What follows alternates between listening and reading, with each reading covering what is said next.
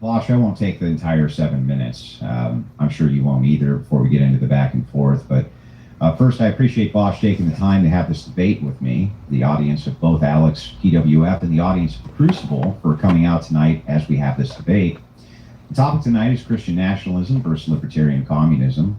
I understand Vosh likely has many criticisms of Christian nationalism, though I think most of them will be directed at other people's advocation of it rather than my own. To define Christian nationalism simply, it is the operation of a synergy between the church and the state. Such a synergy can be operated either under the confines of the church acting as the state or as the church being a division of it in some way. This could operate as an advisory role, which in many ways it does now anyway, or as a division of the state itself with separate guidelines from that of the secular nation, or it could have similarities to the secular nation. This idea is in no way radical. To this day, there are many nations who operate under these guidelines through religion, though I would argue with the wrong religion. And historically, such Christian nations and empires withstood the test of time, though ultimately buckling. Some of them lasted well over 1,000 years. No current product of any Western nation is going to do that. Remember in the course of this debate that Vosh is at the mercy of the same criticisms he may levy at the idea of Christian nationalism. In many ways, he is more at the mercy of his own criticisms than I am, as the examples of communism we have are less than ideal, and he envisions a radical parting from those systems, yet historically those systems are all we can point to. Under my own system, however, we can point to nations which have prospered, persevered, and ultimately created mostly happy and healthy populations. A return to patriarchy is the order of the day. The way that we would achieve this is the same way the communists and feminists achieved their subversive goal of their attempted annihilation of Christianity, which is still ongoing, and that key is through the demographic shift via birth rates. The religious have a lot of children, and the non-religious don't. The future essentially is ours. My plan for such a system is no different than Vosh's in execution. Over the next 100 years, we Christians establish our values into our children and direct them to begin to take over the institutions. This seems like a laughable proposition, except that's exactly what the Marxists and feminists did. It took them about 150 years or so to accomplish it. We can do exactly the same thing. In fact, we can probably do it in about 100 years. Our job external to that is just to slow the progressive machine down any way we can until age claims its advocates. Obviously, I have a lot more to say on this topic, and as we get into the debate, just remember that theology informs culture, and culture informs politics. And with that, I'll cede the rest of my time over to Vosh, and hopefully we can get into this thing. Yeah, I noted absence of that opening from Andrew was either a description of what the problems are with modern society or how his proposed solutions would fix any of it. The problem that I have is that ultimately it feels like this is always a vibes thing, which is ironically very feminine and all representation of patriarchal logic. The idea that there's something wrong with society and the best way to address it is to return with a V, just gesturing at, well, civilization lasted, ignoring the fact, of course, that Christian civilization and history has been a non-stop shit pit where countries obliterate each other, ethnic and ideological and linguistic and religious divide shifts constantly, just non-stop war. I mean, if you want to point towards longevity of civilization, I mean, go look at China. You know, that's probably the best example we have of real longevity. Christianity, of course, not being a primary force in its stability, except for the extent to which it destabilized it in the 1800s. In truth, what makes a nation last or does not is A, complicated, and B, not of interest to Andrew. His interest in these subjects, patriarchy, blah, blah, fight progressivism, is for entirely separate reasons. In reality, the idea of preserving civilization is altogether kind of a psyop. It's not a real thing. Everything changes. No civilization is as it was 50 or 100 years ago. You can preserve names, I guess. You can point towards official longevity, but none of this really means anything. What matters is, how do we build the best life possible for the greatest number of people? And I think, of course, libertarian socialism proposes many excellent solutions when it comes to the problems we have with modern life. Religion does not. Religion does not improve anything. It does not fix our problems. It does not make our cities more walkable. It does not address income inequality. It doesn't do anything except give people a feeling that there is meaning where there is none. I think we should construct our own meaning in a willful manner rather than ceding it entirely to imagined higher forces. All right. This is an open segment point, so you guys have at it. Yeah, so Bosch, let's start with your religion doesn't improve anything. And yet, as we look at the happiness indexes of the people who are the most religious, they seem to be the most happy. They're also having the most children. They're also divorcing the least. They seem to, out of all the metrics, have the least amount of mental illness. How could you possibly, with a straight face, make the claim that religion doesn't improve anything? All of your positions are material in nature, and they don't seem to work that well. They don't seem to answer your bad questions. Right off the bat, we see the analytical issues. First of all, tracking this onto the number of babies had. Historically, the most babies humans have had have been during pre-modern medieval periods where women were pumping out 11 kids, half of them would die in the fields. The number of children you have has nothing to do with how happy you are. Likewise with divorces and marriages. Again, we would have to argue then that the happiest marriages must have necessarily been in the ones in, I don't know, England prior to Henry VIII. You would point back to some time where it was illegal to divorce. These aren't real metrics of happiness. People in general are getting less happy. That is absolutely the case. Yeah, but the religious seem to be less so via self-reporting, and the religious are having the most amount of children. And I have the stats here. If you'd like to review them, I can show this to you and demonstrate it to you. Pew Research has been following this very closely for a number of years, and their indexes seem to be quite good. And yet your materialist outlook seems to claim that libertarian socialism, materialism will save you, and yet we're closer to that worldview than ever, and yet mental illness and all of these factors which lead to unhappiness is higher than ever. We've only least of all with the religious. Tracking. So first of all, as I established, birth rates are irrelevant to this discussion if we're talking about happiness. Second of all, mental illness as well. We've only started tracking mental illness in a meaningful way in the past couple of decades. So this is another factor which you can't reasonably tie to a lack of religiosity. In fact, if you go to our insane asylums and people with severe mental illness issues, you'll find plenty of people there who are deeply religious. The idea that mental illness tracks perfectly onto, or even remotely, onto a lack of religiosity is absolutely not the case. Well, how can you make that claim? That actually makes no sense. You say birth rates can't be tied to happiness, and yet if you have children, you are happier. How could you possibly say that birth rates wouldn't track onto that? Of course they would. Do you think people were like at their happiest in India in like 1880 when the average number of children had by every mother was like 8 or 9 at a time? Yeah, but this is I'm asking. Yeah, this is a red herring. It has nothing to do with it. Wait, answer the question. If you, I have no idea. I don't think it's relevant. I think that birth rates do not track perfectly onto happiness. In fact, I don't think there's any. Yeah, but that wasn't my claim at all. That really was not my claim. Higher birth rates are indicative of greater happiness. No, my claim, just so that you don't strawman it, is that women who have children seem to be happier than women who do not have children. When you look at the birth rate, of course that's going to map onto that, as women are the ones who have the children. So obviously if they're happier, they're going to have more children, and as mothers, they're going to have more children. At least this is what the Pew research shows. Do you think there might be a confounding variable there? Like maybe the economic stability which allows people to have children might make people, happier? Then why are the poorest people having the most of them? Because poorer people sometimes are happier, and sometimes they have more children. Or maybe, as my argument, maybe there isn't a strong relationship between how many children you're having.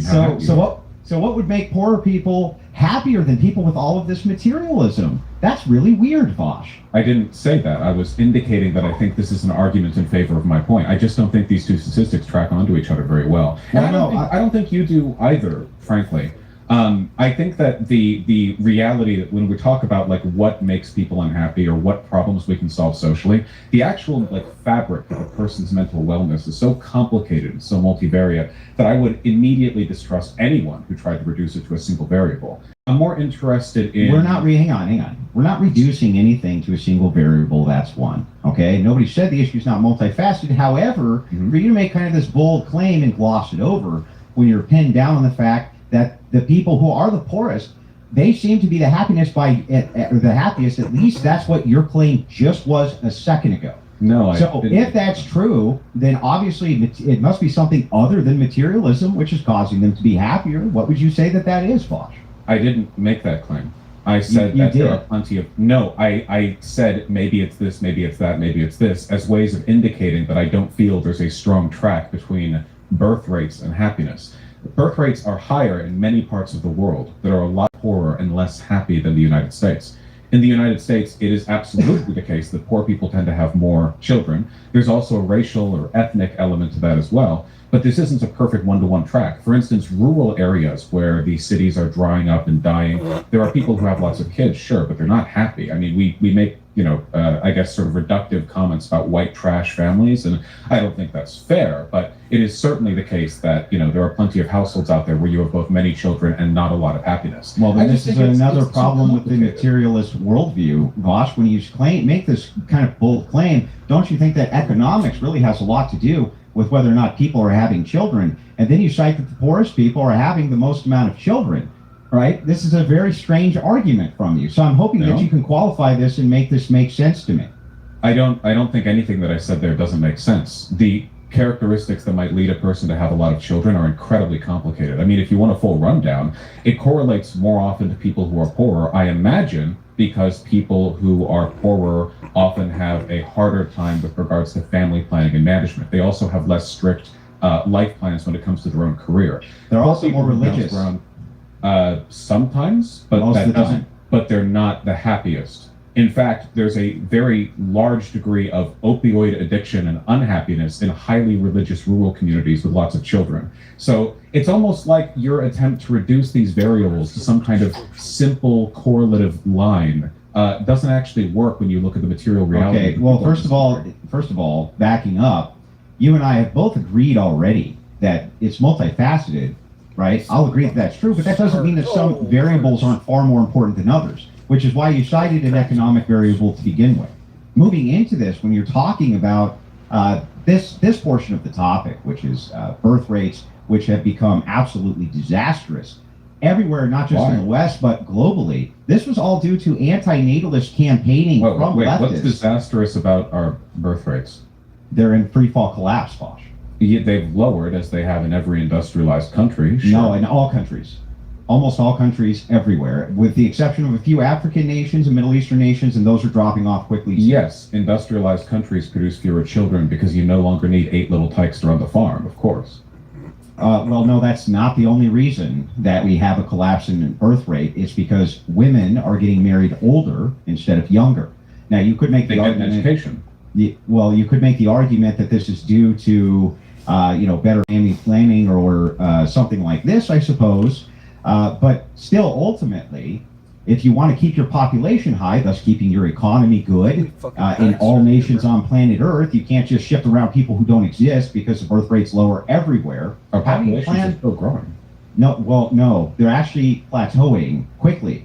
And the last UN report showed that, but the most modern UN report on population demographics, which I have in front of me, showed that it's much more catastrophic than the UN previously predicted, citing that China. And this came in from a study from, it's on Forbes. I can link it over to you. China's situation is specific to the one-child policy. I think that was very dumb of the CCP. Yeah. I'm talking about here in the West. But they're talking about a 500 million reduction in the Chinese population, potentially by 2050, 2060. That's right around the corner. Okay. That's a massive population reduction. Japan, within 200 years, is actually slated to not exist. It's slated to not exist due to the population. So is the world population growing or decreasing right now? W box, man. It's like ripping past IRL. Oh, it's just automatically on. I'm literally ripping packs and then literally get it to my doorstep. That's the same thing. Oh, that's a big hit. Oh, that's a box.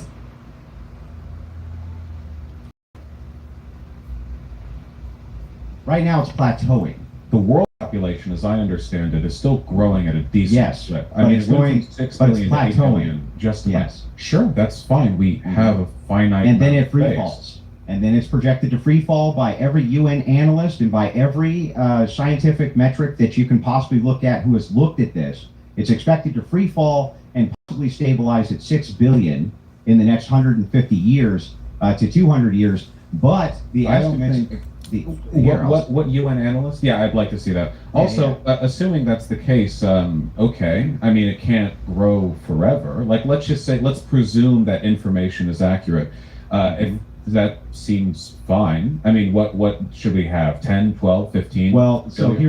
here's why this is problematic, Bosch, because the population bomb, which is a book that was dropped all over the African nations and India in order to reduce the populations of those nations significantly, turns out that was very problematic because, as it turns out, the more people you have, the more work gets done and the more people get fed. Right now, due to the increase in population, there's more global food production, the ability to deliver this food globally to people who need it than there ever has been in human history. That's what happens with pro-natalist policies versus anti-natalist policies. Okay, wait, you just answered what population do you think it should stop at? So, okay, it might stop at 6 billion. What meaningfully is the difference? Oh, I think that the Earth could... The Earth can easily, according to analysis, have up to 25, 30 billion people with pretty regular ease. Is that within that confines of those numbers? Ideal? How is that better than what we have? Because more people equals more work, less starvation.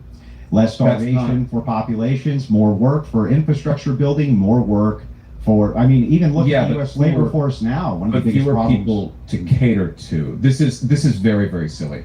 The idea that everything gets better the more people are on Earth, it's just not the case. First of all, like people, the number of humans that are going to end up on the planet and like sort of plateau out at, that's not the same as our maximum carrying capacity. You don't want to hit the maximum carrying capacity for the same reason. Nowhere near it.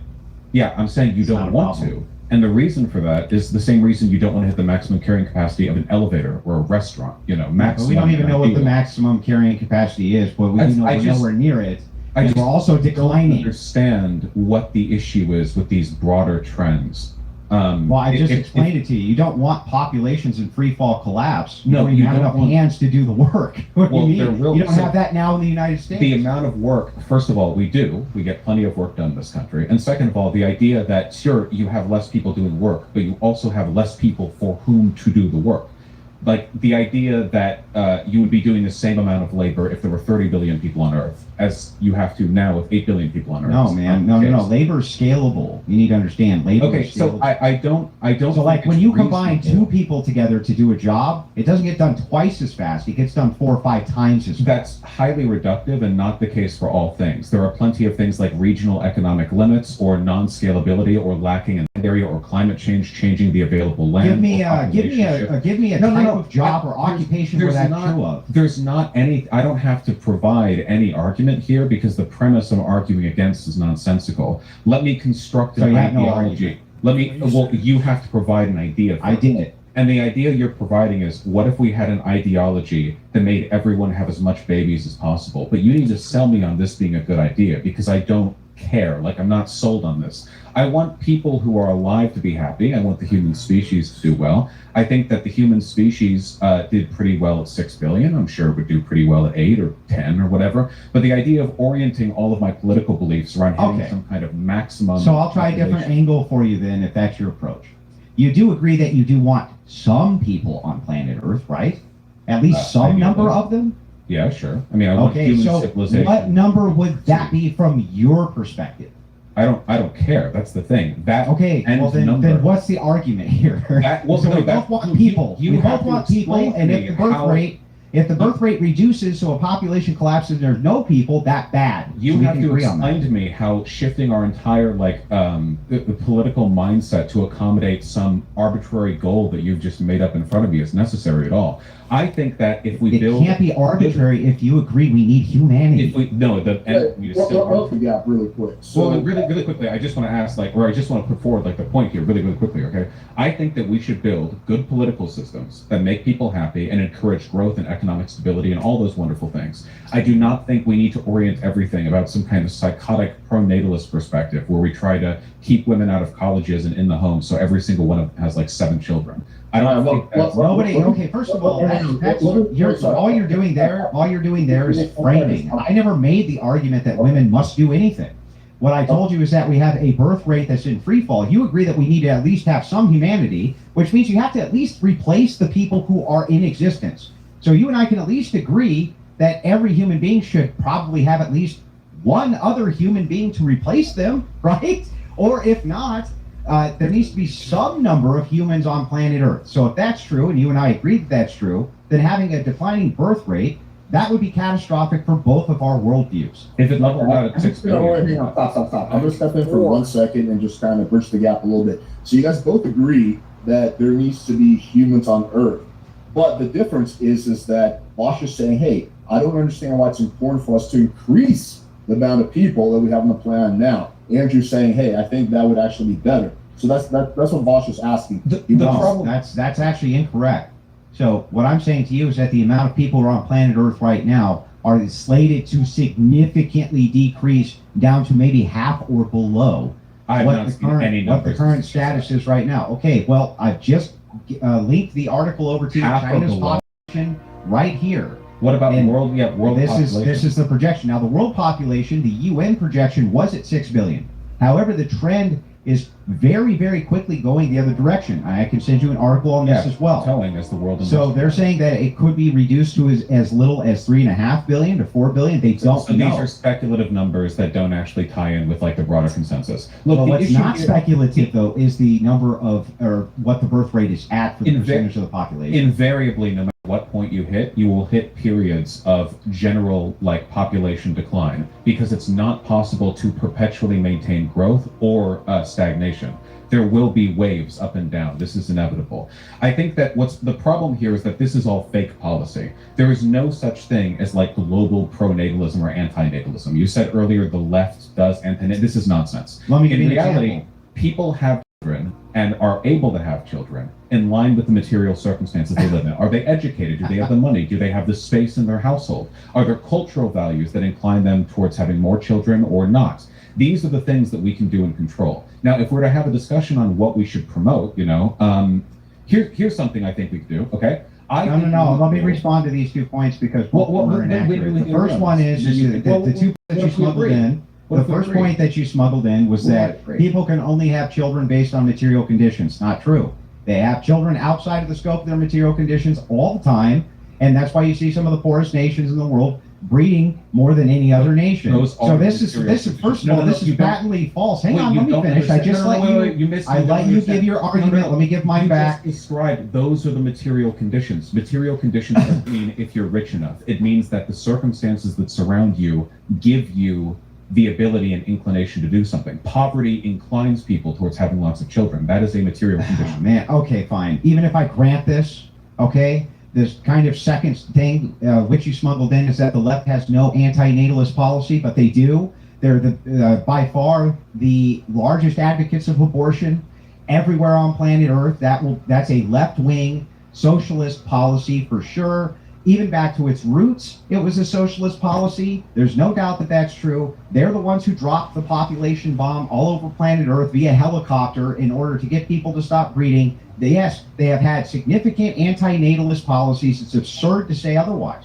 So you're saying that giving people the choice as to whether or not they want to have children, it leads to a decrease in how many children people have? Well, again, this is a smuggled in premise. You're not giving them the choice. You're saying you can't kill your offspring. There's a distinction to be made. No, the legality of abortion is giving people the choice to have or to not have children. It leaves out the possibility of accidents. No, this is your bad word. No. Please making the assumption it's not murder. Stop complaining that literally anything that doesn't immediately like pre-pack your framing into it is some kind of biased question, okay? Well, then don't complain immediately that I accept your framing as being true. My framing is that if people have the option to abort a fetus, that they will have less children. I think that people should want to have the children they have.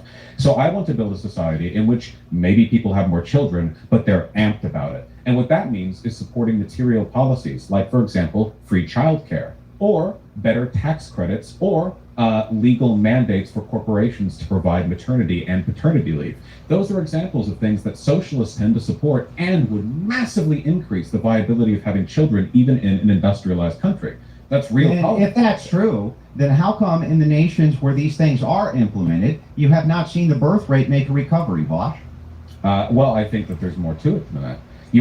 So then why are you giving me policies that don't work? I don't care. They do. Give me policies that work. They do work. Well, okay, well then show me how they work. Okay. And where they work. Wait, do you need me to explain to you how like state subsidized daycare makes it easier for people to have kids? Why it has not done any reversal to the birth rate in the nations which have implemented it? Well, None. wait. Do you have data that demonstrates it as absolutely? Yes, the birth rate. Which nation would you like to cite? And I'll give you the birth rates and that they're on the decline. Absolutely. What specific policies? Wait, hold on. They're on the decline. Is it Mhm. possible they would be more on the decline if it wasn't for those policies?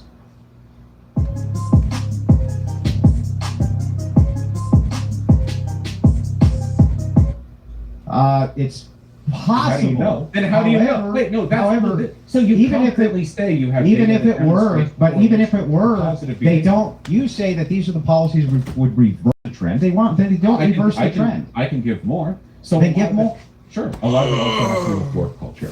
Even in a society in which people are given the opportunity to have children with state mandates and subsidies and what have you, there's a huge issue of like people lose out economically on a lot by having children. A lot of this also has to do with like keeping dads in the home, right? Like if a dad takes 6 months off work, even if it's part of paternity leave, that is a rough sell economically, and it can disincentivize their future promotions. I think that we should have a culture that is much more permissive towards people not being nonstop 24/7 workaholics, because that shit kills families. Not only does it prevent people from having kids, it also fucks up the kids if they are born. This is a because dad's always restatement out of the of the house. same exact claim. You're giving a material position to this, and yet in the places where you have these material positions, like France, for instance, where you have a reduction in the work week, and you do have these types of child care programs, you still see the collapse in free fall of their birth rates. This is not reversing these Collapse? trends Wait, hold on. whatsoever. One second. France birth rate over time. You use very scary words like collapse and free fall, and I just Yeah, want to free make fall. sure that it looks Look it up like yourself. it looks like hold on one second. It looks like it's been holding roughly steady for decades. What?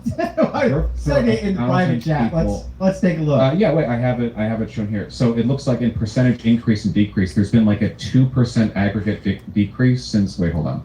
So it's in the year of our Lord, what year is this? Wait, hold on, sorry. 2020. 2000, right, no, 2000, 12.7, and then right here you had down to 1. So I guess As of 2020, France was at 1.83 births per woman. That's not even replacement rate, Vosh. Mhm. You have nothing. Okay, but what's the rate over the past few decades? You need Also, to have they at have least immigration. 2.2. But even if that were true and the rate were still decreasing past your policy implementation, it hasn't reversed it. It Wait. hasn't done what you want it to do. Man. So wait, again, you don't seem to understand how this data works. The whole point of like inferring causality and why it's bad is that you don't know whether or not these would have been worse otherwise. So I'm looking at macrotrends.net on the France fertility rate, where it seems like back in 1978 they had one. Thank you. It was like yesterday, I think, or the day before. I forget. What day is it now? Yeah, it was 2 days ago. 1.86 births for women, and right now they have 1.86 births for women. There's been about a bunch of like fluctuation, but over the past 45 years, the French birth rate has stayed basically the same. So I don't like. You're it when talking you use about things a like collapse and negligible free fall. difference right now. Over at 20 4. I could have ate the whole thing in one bite, but I was being polite. Years stability, 40 years. In the year 2020, the United States at 1.64 birth Well, rate, I thought we were and talking France about is only negligibly at 1.8. This is a negligible distinction, Wait, we were utilizing the talking same about- policies that you advocate for. We were talking about France, and I just don't like you using terms like collapse and free fall when what we actually see is total stability over the past 40 years. I mean, that's No, not we really don't. fast In free- fact, I'm pulling it. Their birth Here, I rate can looks link it to exactly you. like, their birth rate looks exactly like ours. It has been collapsing since World War II. There's Okay, no wait, doubt. hold on. I'm looking at the data. Okay, wait, I'm going to link you this really quickly so you can see what I'm seeing, because I feel like Okay. we're talking past each other a little bit. If you Um, want to share the perhaps you- screen, just add it, and I can share the screen. That's fine. Here, well, I've just linked it. You Well, can- no, you just can- put it in the private chat, and I'll get a look at it here. It's There. on there. I've linked it. I've linked it right there. And as you can see, the French birth rate has remained stable for nearly 45 years now, which is pretty significant, I feel. Unless I'm misreading this data, but it was at 1.86 per woman back in 1978, and it's the same today. So again, like free fall and stability are 1.5. So, okay, so we see a historical collapse. We see in the UN projections and yet another collapse. So, no, listen. That's probably a good thing. This is still a collapse. Wait, what collapse? I'm looking at a horizontal line. What is your definition of collapse? Where's the collapse? Yeah, so I'm going to send you over the counter data because this is not correct.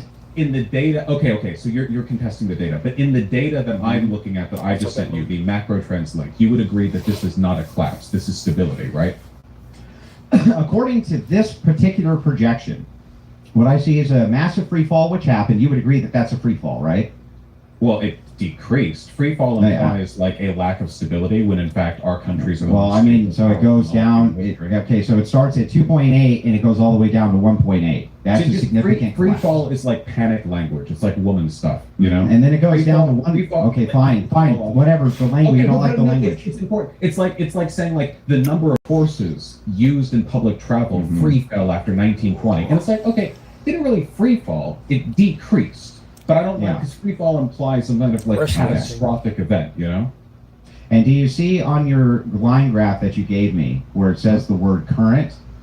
If you hover your mouse over there, do you see in the 2023 boxed into the red, what does that say?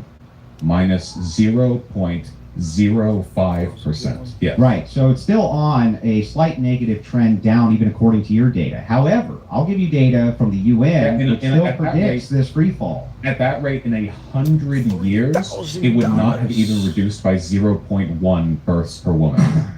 Yeah. So this is France's birth rate fell by 7%. 7%. And continues to decline according to the French National Institute for Statistics and Economic Studies. 24,000 fewer. Yeah, I'll send it over to you via the private chat. So this, I would have to dig into your fertility rates to understand if maybe there was an offshoot there. I just Googled it. I know that there was a significant decrease in the Western birth rates as we moved into modernity, post World War II, such and such, for sure. But since then, I feel like the numbers have been more or less stable, though there is some. They're not stable. Wait, hold on. Okay, so the problem here is that this is a panic article. Why on earth would you ever try to assess a nation's average birth rate, but with a single year of data?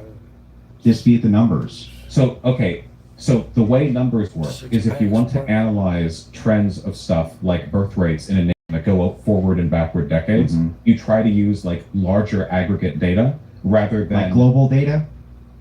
Sure, like over decades. Yeah. So let me give you the global data. The global data shows the population is increasing, but again, no. What does the global data show about birth rates? The birth rates is decreasing. The population is increasing. So can you perpetually? Yeah. I wonder if they'll ever perfect that talk to speech to text feature, or if it's always going to be fucked up. A birth rate which decreases and a population which increases, Bosch. No, but I don't want to. No, you can't. Hi, sorry. Okay, yes. I heard you said we were talking about the birth rate falling even if the population increases. Sorry, that was my debate. Yeah, the birth rate is still falling even if the population is slated for an increase temporarily. But we don't actually know that the population is slated for the kind of increase. Talking about France. I'm going to show this. I'm going to show this to you so that you understand the reason. Well, France was actually a sideline to this. However, you asked me for an argument for why it is that Christians are pro-natalists, essentially, and why we see that as a massive problem. You can see this competes, and there is data linked within that link, which is competitive to the UN models. It shows that the UN models could be vastly incorrect with their projections. I can't really engage with a random 4-citation article that says, hey, maybe the UN and all that data is wrong, and there are millions of calculations and predictions. Okay, would you like it from Forbes instead? You are not going to convince me that the population is about to engage in erratic free fall. I think we should just talk about what policies we want to put forward. Well, it's not. It's objectively not happening. It is we should talk objectively about- happening globally, No, yes. birth rates decreasing and population decreasing Yeah, I agree to see. are different things. You can't have a non-stop birth rate of 6 children per woman. That's not a sustainable birth rate. First of all, why isn't that a sustainable birth rate? You know how, okay, are you familiar with the concept of thermodynamics? If you have 6 children per woman, assuming a modern day survivability rate into childhood, you would eventually, over the course of like a century, multiply the human species into a sustainable Hey, population. Bosch, do me a favor. You close your eyes for a second, just a second, and tell me what the first law of thermodynamics is. What does it do with the mass? You don't even know. Why would you ask me if I'm No, familiar with What is included in the Mega Lucario EX Premium Collection box?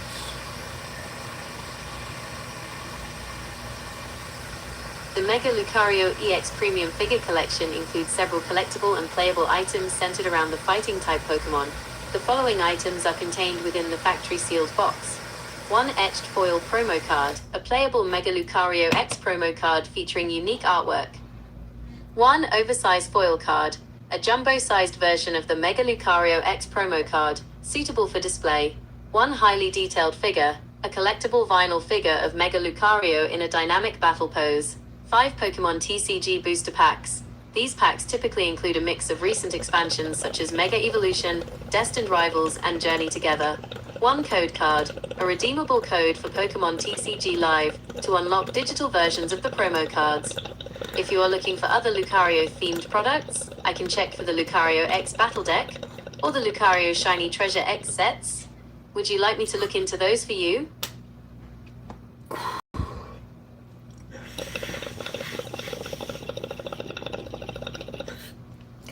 What's the price of those?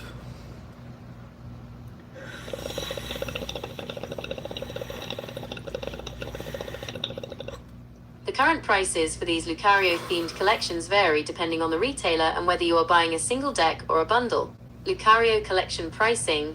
The Mega What's included in the Pikachu 30th year collection bundle?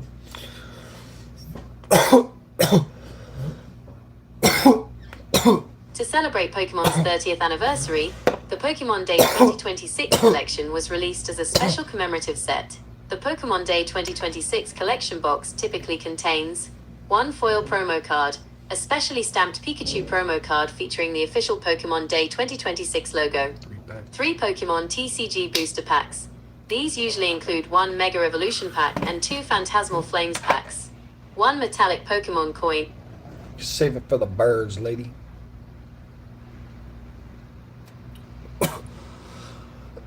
Remember which ones are which. Anything about I do thermodynamics. remember which. It's the Fucking great. equal and opposite reaction. And so wait, what does that have to do with like the what does that have to do with like? So you don't understand how an exponential growth in the human. You can't tell me I population- don't understand something, cite Can you- thermodynamics, and then So, prove that you have no Andrew, understanding of you thermodynamics. can't smoke a cigarette and like sip whiskey out of a skull glass and then like pretend that we haven't arisen like a problem here. You need to explain to me how you don't think it's an issue to exponentially increase the human population. No, my ask of you was, you made the claim that this would be a problem if every woman on planet Earth had 6 children. I asked you why that would be a problem, because that's your claim. And I said, and you might recall this, I said because we have a finite amount of space, and if we do that, we would bring the human population beyond a sustainable level. Okay, so I could agree with you in theory. This is such a that- silly conversation. So that hang we're on. actually So I can arguing agree with about. you. I can agree with you in theory that would be true if it was perpetual, with like, if this was for every single woman forever. Andrew, that, I yes, said, that would likely happen. said But we can't have a 6 children per woman birth rate forever, and you asked why not. Now, Yeah. don't pretend you didn't say Yeah, that. but do you know why I did that? I asked you this because I wanted you to land on the number which is sustainable. Which is, I don't know. I'm asking you. what, I Because don't, you say X so is not you sustainable. I can agree to that, but what number is sustainable? So your argument then is that we should magically make women produce a exponentially larger number of children until we just eventually happen to hit the maximum possible amount of children or like people we can have on the planet, And then we have what? A bunch of like war and resource conflicts. We're running out of drinkable water as it is in many. I haven't even put forward a policy. Why are you arguing? I know, against because you have nothing. You're arguing against no. Ask I'm me for a arguing- policy I'm instead, and I'll ask arguing- you for one. I've asked you for policies multiple times. I've Okay, provided half so a dozen. if you want a specific pro-natalist policy, which I have, would be eliminating abortion. That's a Okay, pro-natalist policy. phenomenal. I don't care. I think that if people are going, Oh, I don't care, but I haven't given you any policies. no, right? it's been like 40 minutes, and it's all been vibes from you. It's all been like, well, I think it should be like this. Tell You me mean why an arguments? infinite number of You mean I'm humans giving you wouldn't be a arguments? good idea. But you haven't even provided an argument for why we should just catapult the human population to the maximum possible level this planet can hold. Like morally. Well, first of all, I first didn't tell principles, you. can you justify I didn't that? tell you to push it to the maximum limit. What I said to you is that what we have seen as a trend, and I'd love to see you disagree with this, is that more people equals less starvation, as opposed to when there was less people and more starvation. And every single scientific study I've seen on this proves that this is true. What is the Charizard EX Super Premium Collection figure box going for?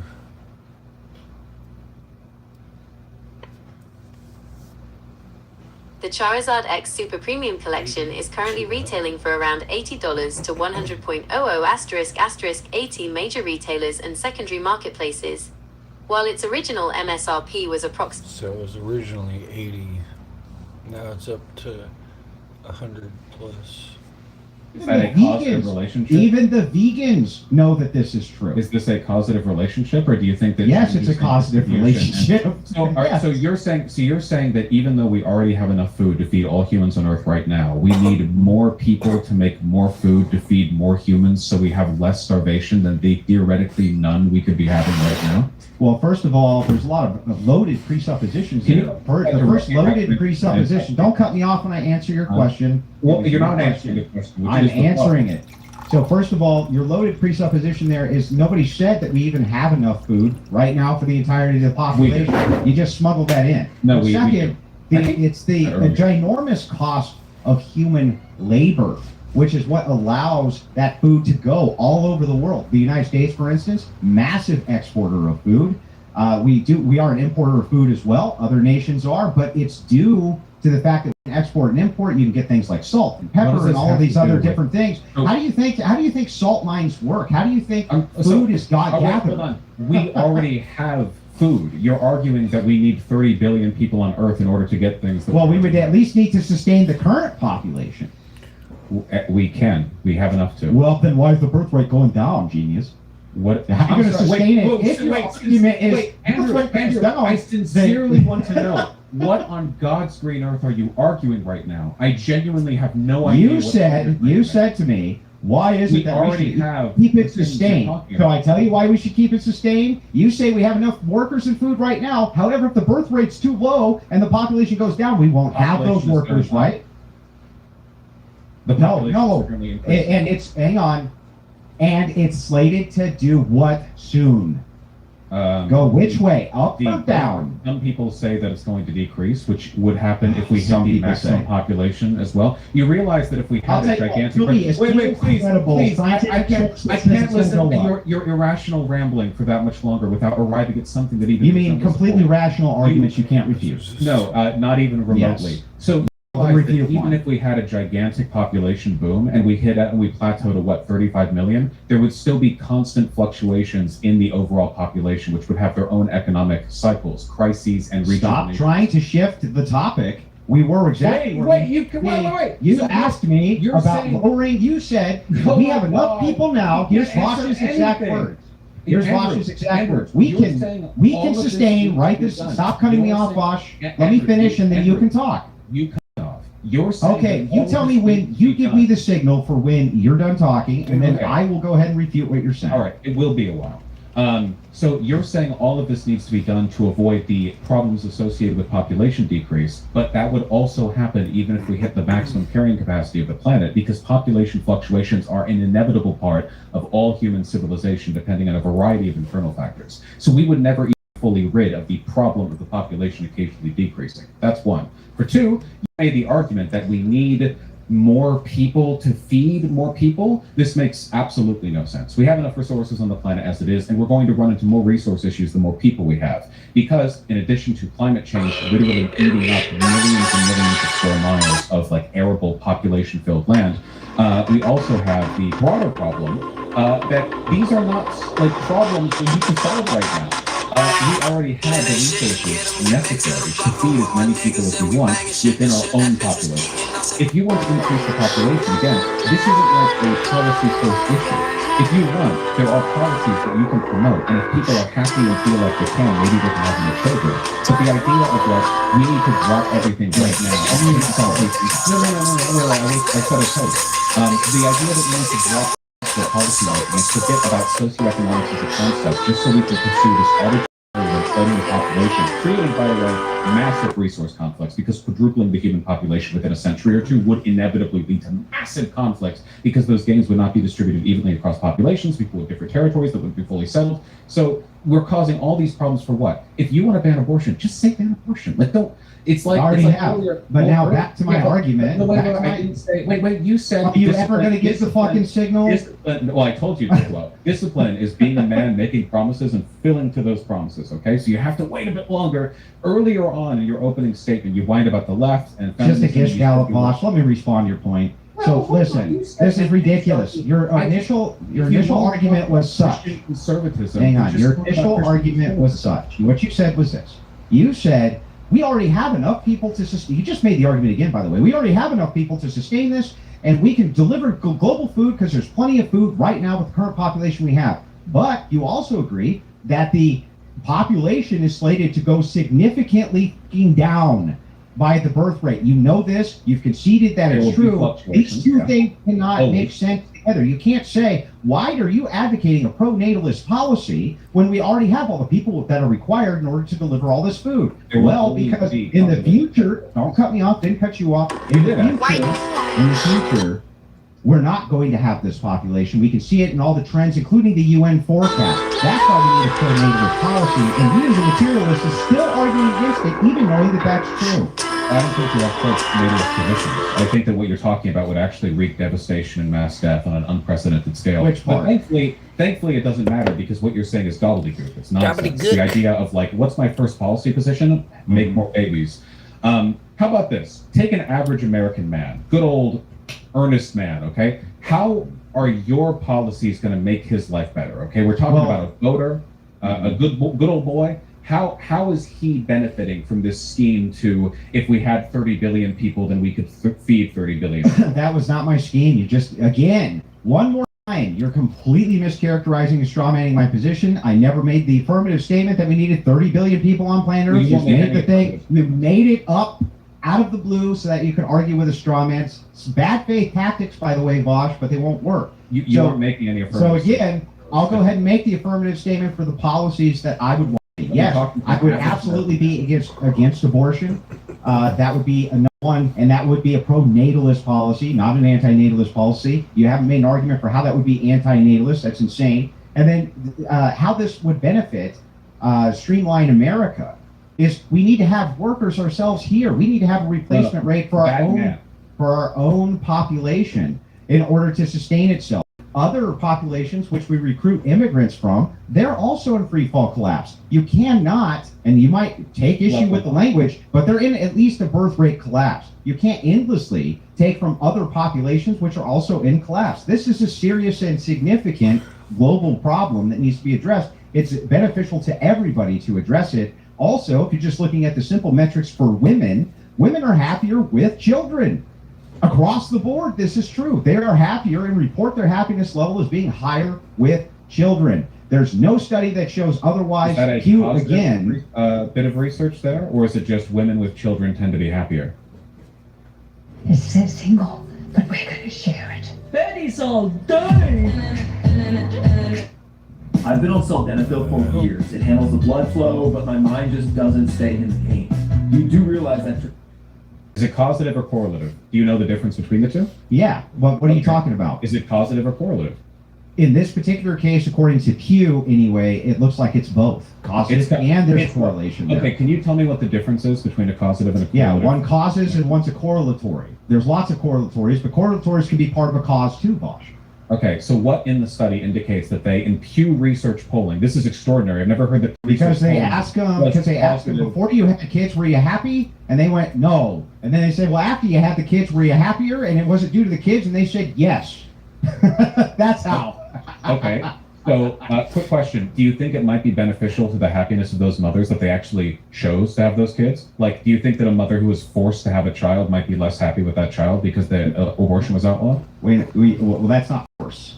That is forced to have a child. Right now, No, that's not a force. mother can choose to. Stop complaining about the framing. Do you not Then understand? stop lying about the framing. child? It's not force. Tell me how it's force. I'm sorry. Listen, I live in a world of facts and not feelings, and the idea that the state preventing a woman from having an abortion is not forcing them to have the child is just lunacy. I'm sorry. I don't subscribe to your feminine Christian. Then delusion. you need to explain how it is. No, because that is force. It's a reframing because you want to argue about abortion, and the God's honest truth is that I just don't care what your opinion is on it. I want you to answer the question.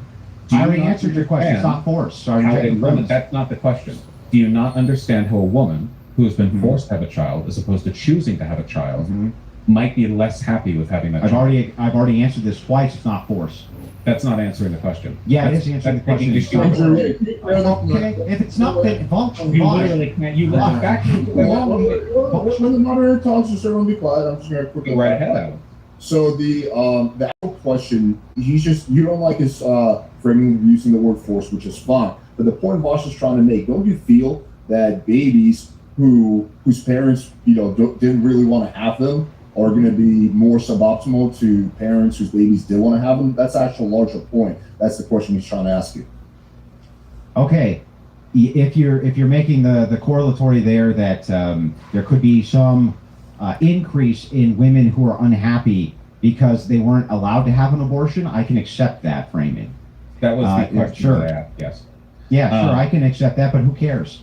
Oh, well, it's tangential. Well, that's interesting, because this whole time you've been disingenuously pretending you care about increasing the happiness of women, and now we get that. So, yeah. It's tangential. That's my point. I know you don't care about the happiness of the people involved. You just want Christian nationalism because it's the preferred brand of fascism. No, I'm saying that this particular argument is tangential. Whatever it would be for a reduction in happiness would be negligible in comparison to what society gains by outlawing abortion. Oh, wait, compared to what society gains. Oh, yeah. So you're not actually Christian ethics is a holistic approach to society. You opened this whole thing by talking about what would make people happier, and now when we're on a topic that, well, you're like, oh, well, actually it would make people less happy, but who cares? Society would. Yeah, I'm not a utilitarian. Happiness is not my ultimate anything. That's part of your worldview. What you are then is a liar, because initially you framed this as a way of increasing people's happiness. What can we do to make people happier? Well, no, that's ridiculous. Me saying that this is an added benefit. Wait, hold on, calm down. It's fine.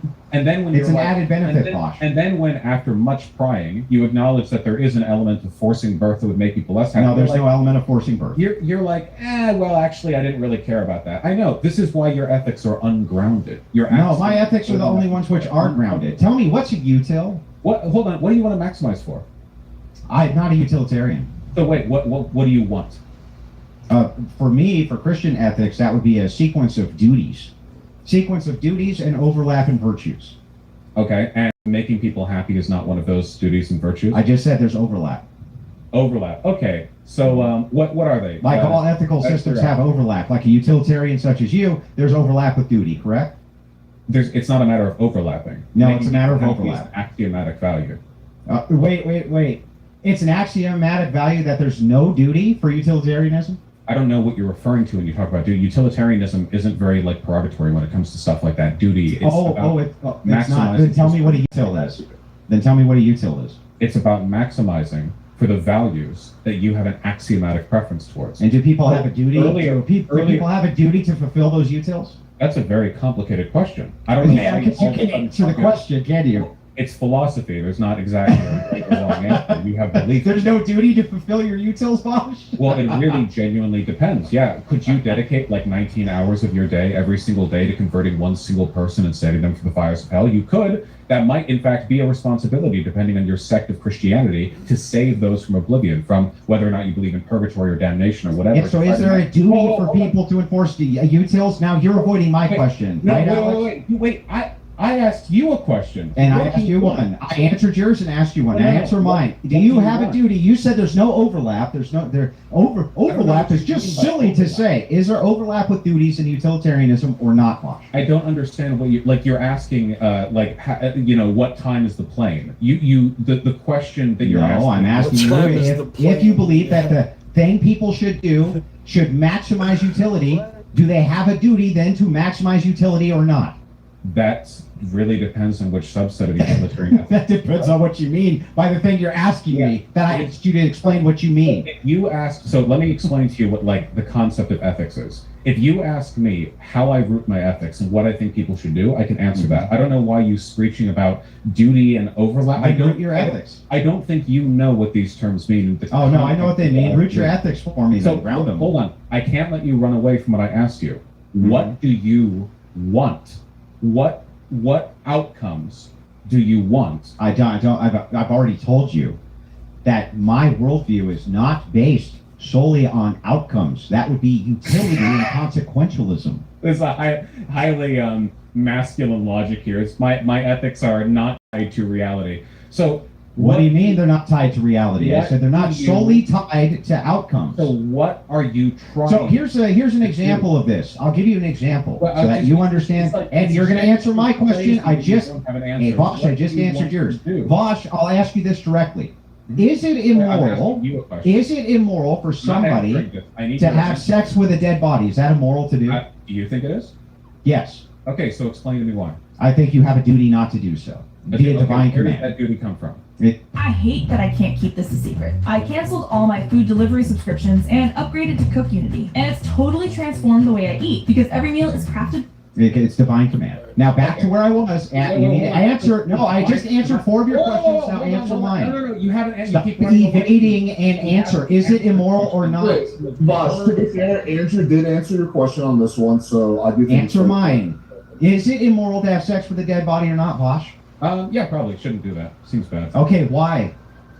Because I think that if nothing else, leaving aside the biological answers for that, I think we have very strong cultural precepts of right for the dead. I think that this is really like touchy ground because rights of the dead is complicated because they're not like living people. But there are things even in a utilitarian framework where you can acknowledge that there is a kind of broader cultural respect that we have for subjects that go outside the purview of pure human behavior. And So last question, and then I'll answer your. Well, I just want to know what you I'm want. almost done. I just want to know this. If all things were equal, and a person having sex with a dead body did not negatively affect anybody through utility, there was no negative utils that you could point to, would you be for it? For it, I wouldn't. Would you allow people to do it? Yeah. Would I allow people? I think it is unethical in that context still because of rule utilitarianism. Now, if you could stop projecting your kink onto the discussion, I would. Why would this be against rule utilitarianism? Because rule That's bizarre. utilitarianism.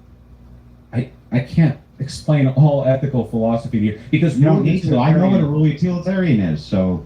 Then why are you asking me? Because a rule utilitarian would still have to follow utils. In this particular case, in all thing equal, there is no negative utils which are applied. Your answer should be, as a utilitarian, to say that that's fine. I don't see how you could get away Because the point regardless of rule Otherwise, utilitarianism. everything would just be act utilitarianism. The point of rule utilitarianism is that you have sort of social boundaries and guidelines and ethical expectations that exceed individual assessments of Unless they utility. get because those give negative utils. Okay, So that's so why I let's- said all no, no, things no. equal. There's no negative utils. No, so I can't explain if you don't understand. Okay, here's a good example, okay? Imagine, so it is unethical to punch somebody, like out of nowhere. That's generally not good. You shouldn't do that. However, imagine a person had like divine precog, and they could know for an absolute fact that if they punch this one random dude on the street, it will actually be good for them. Because when they go to the hospital for their broken nose, it'll be discovered that they have a relatively benign brain cancer tumor. So in reality, punching them will be a way to help them get treated early and will actually save 30 years of their life. Now, Right. even under those circumstances, if we could know for an absolute fact that the consequence of punching that person would be morally good, I still think it would be morally right for them to be And the reason arrested. you think that is because there would be societal negative utils. So that's why I said all things equal, there's no societal negative utils. Why would it not be okay from your worldview for people to have sex with dead body? If you are detaching this from ethics so much to the point where even Not. utilitarianism doesn't have any consideration, you might as well be asking if it's ethical to fuck a corpse in a dream. Like you're asking about something that can't happen in reality. In reality, the consequences of rule utilitarian analysis would always apply because you're always subject to the. Do you know what a hypothetical is? A hypothetical is I not can't necessarily to you're be not mapped on watching reality. with this. Can you please just tell me Mm-hmm. what outcomes or what anything you want to do to Yes. reality? I've already told you multiple times. First thing I would do is stop abortion. Second thing I would do is put a halt Ethically. on underage people being able to be allowed to have unfettered access to pornography on the thank you. internet. No, wait. The ethics I wanted to know. So you Yes, said this would be divine Christian command. ethics. Christian Okay. ethics. Do you Okay, need me to Christian- take those down for you? No, Christian. No, well, yes, please. I want to know what you're trying to do here. So Christian Christian ethics work around virtues and they work Okay. around duties. Okay, And virtue there is ethics, overlap with divine outcomes sometimes because duties sometimes lead to outcomes that can be Okay. negative, and so you adjust duties accordingly. Yes. What tells you what a duty is? This is divine command for us Christians. Yeah, so what tells you? How do you know? We would know this through church authority. Through church authority. Yes. So just any old pastor, like your whole ethical system would No, change? churches are a whole holistic system. There's only two churches which exist: the Catholic Church and the Orthodox Church. There's a series of Wait, are you Catholic or Orthodox out of I'm curiosity? Orthodox. There's a series No, I'm of sure. Wait, when did you convert? 2 years ago. Oh, I bet. I'm sure. Okay. What does this right. have to do with So- anything? Do you have a reputation or not? Refutation of what argument, what logic? That there's only whole holistic churches. Yeah, I'd say that there are like a fucking million Protestant churches. Yeah. How can a Protestant church operate as a holistic church if they don't recognize church authority? What is that? They are their church authority. That's the They point. can't be their church authority because they believe in sola scriptura. They get all of their ethical commands through the Bible alone. Okay, so hold on, really quick. So, do you think? So, hold on. Which is correct then? The Catholic or the Orthodox church authority? The Orthodox church authority is correct. Yeah. Okay, so not the Catholic. Even the Catholics recognize that the church authority of the Orthodox is also correct.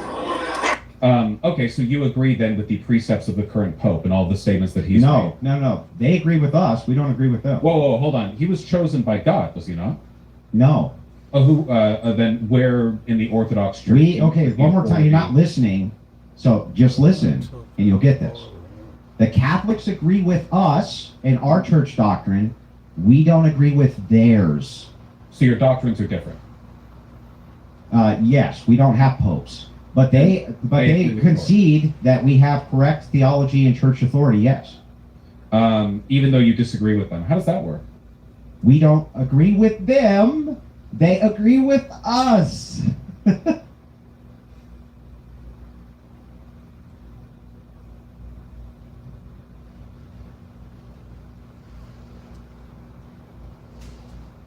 When a company makes customer satisfaction the number one goal, everything else just falls into place. That's why when you rely on Dave's Garage Doors, you can always expect top-notch work at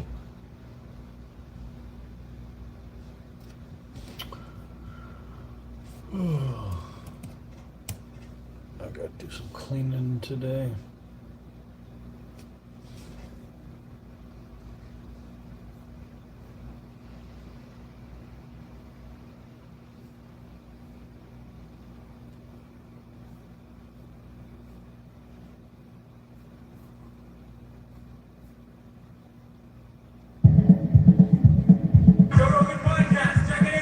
The Joe Rogan Experience. Train by day, Joe Rogan podcast by night, all day. So, we can. What are you doing? What do you mean? Your face. I have Kaposi sarcoma. Oh, I didn't know. Yeah. No, I just wanted to have a fun look. It's my 10th time.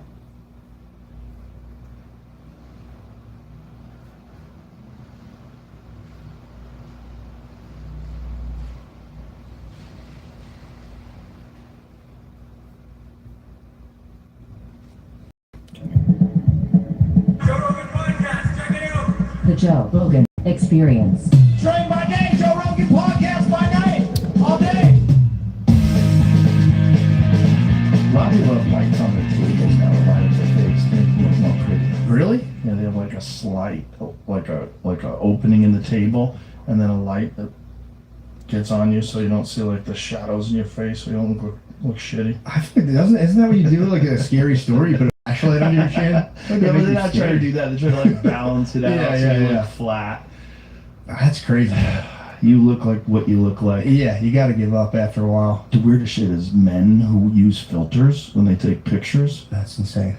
There's comedian men that use Really? filters. Yes, it's very odd. How do you know? How do you You know what they really True. look like. Yeah, And then you see them and they look like a cartoon. Like Netflix does that with their the pictures that they use when they promote your special. Like the picture of you, they'll put that bitch through a filter. And that makes sense. You look so pretty. Yeah. If people see you after the show, you're like, you look horrible. I didn't know you looked so bad. You look so old. Thanks, man. I am so old. Yeah, I'm almost 60. Dang. I know, it's crazy. I'm 58. I'm 40. Just turned 40. Those are real numbers. Yeah, I know. Yeah. I aged, as soon as I had kids, I aged like immediately. You would have thought I literally gave birth. Yeah, well, there's lack of sleep. Yeah, that's what got me. Yeah. You know what's really good for that? Creatine. I've been taking it. Yeah, creatine, they say 20 grams a day. Start like with 5 and work your way up to 20 and check to see how your butthole holds up because the seal might be loose. I've ran this experiment. 20 gets my going, man. Bro, it does. It does. I don't do 20 in a dose. I do 10 in the morning and 10 at night. Because I was doing 20 in a dose and it was just like, everybody out of the pool. I'm also not convinced diarrhea is bad for you. I swear to God, like not shitting for sure, but diarrhea is just like, it'll speed this up. Well, isn't that what, is that consumption? What is the disease where you can't stop having diarrhea? Dysentery. Dysentery, that's it. Yeah. Shit. All right. Well, if you can't stop having it, sure. But well, that's like, you can't digest food. It just goes right through you and just shit constantly. Yeah, you shit starved. Yeah. That sucks, actually. Yeah, not good. Once a week, though, that's fine. You know what I used to do? I used to drink kale smoothies in the morning. That was the first thing that I would do. I would throw kale and garlic and like apples and shit in a blender, and that's what I would drink first thing in the morning. Yeah. And boy, that is just like, that clears the pathway. That's like you know when you clear your rain gutters of leaves? Yeah. You get a hose on that bitch. What the hell?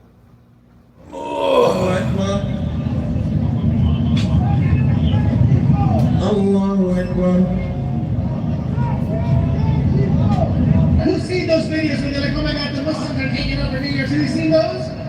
You seen those? Let them know that we are taking over New York City.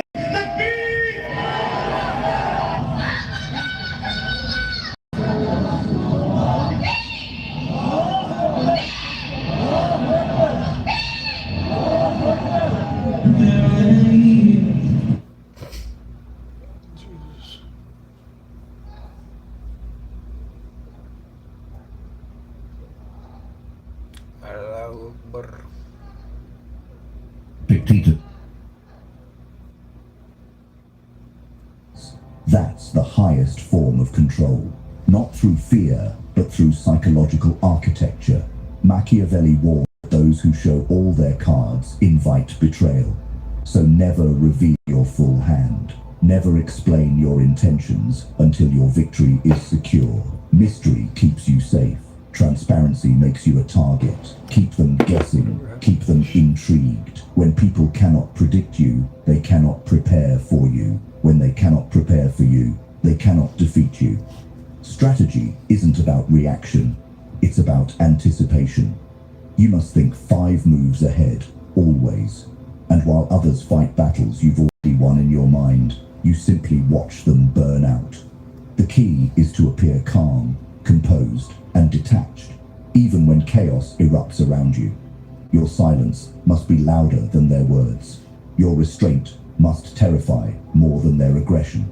Every move you make should serve a purpose, even your stillness. Remember this: kings don't argue, they observe, decide, and command. Never let them pull you into their drama. That's how peasants fight. Your arena is psychological, not emotional. So take this mindset and engrave it into your bones. I control the game. I never play it. Write it in the comments. Let the world know you move by strategy, not impulse. Number 5. Silence, mystery, and psychological gravity. Power doesn't shout. It doesn't beg to be seen. True power is silent. A calm force that bends the world without lifting a finger. The greatest emperors, conquerors, and manipulators all understood this. Silence creates tension, and tension creates control. When you speak too often, you leak power. When you explain yourself, you expose your intentions. But when you speak rarely, when your words are chosen like weapons, people listen. Your silence becomes their obsession. They start to fill it with their own imagination, and imagination is always louder than truth. Mystery is your armor. It is the shadow that makes your presence feel infinite. When people can't define you, they fear you. They wonder what you know, what you're thinking, what you're planning, and in that wondering, they hand you control. Machiavelli wrote that men judge more by the eye than by the hand, meaning perception outweighs reality. You don't have to be unstoppable. You must simply appear untouchable. Your mystery becomes a gravitational field, pulling people toward you, making them orbit your aura without understanding why. This is psychological gravity, the silent magnetism of dominance. To build it, learn restraint. Most men reveal too much because they crave connection or attention. But you must starve that instinct. You don't need to be understood. You need to be felt. You walk into a room, and your stillness says more than 1,000 words. You make eye contact like a mirror, calm, unreadable, commanding. When others speak, you listen, but you never react immediately. That pause, that moment of controlled silence, it breaks them. They start to question themselves, to fill the void with nervous talk, with weakness. You remain still, and in that stillness, you dominate. Mystery also demands contradiction. Don't be predictable. Be warm one moment, cold the next. Let people sense danger beneath your calm. Keep them intrigued, never comfortable. A man who is fully known loses power. A man who is partially understood becomes legend. Even when you show emotion, let it be deliberate. Let your anger serve purpose. Let your compassion be a calculated gift, not a reflex. The key is control, over expression, over presence, over narrative. Understand this. Silence is not absence. It is dominance without noise. It is the mind of a strategist disguised as serenity. It is the pause before the storm, the signal that you decide when chaos begins and ends. When you master this, you no longer chase attention. Attention bows to you. Now comment below. Let it echo through the shadows of your will.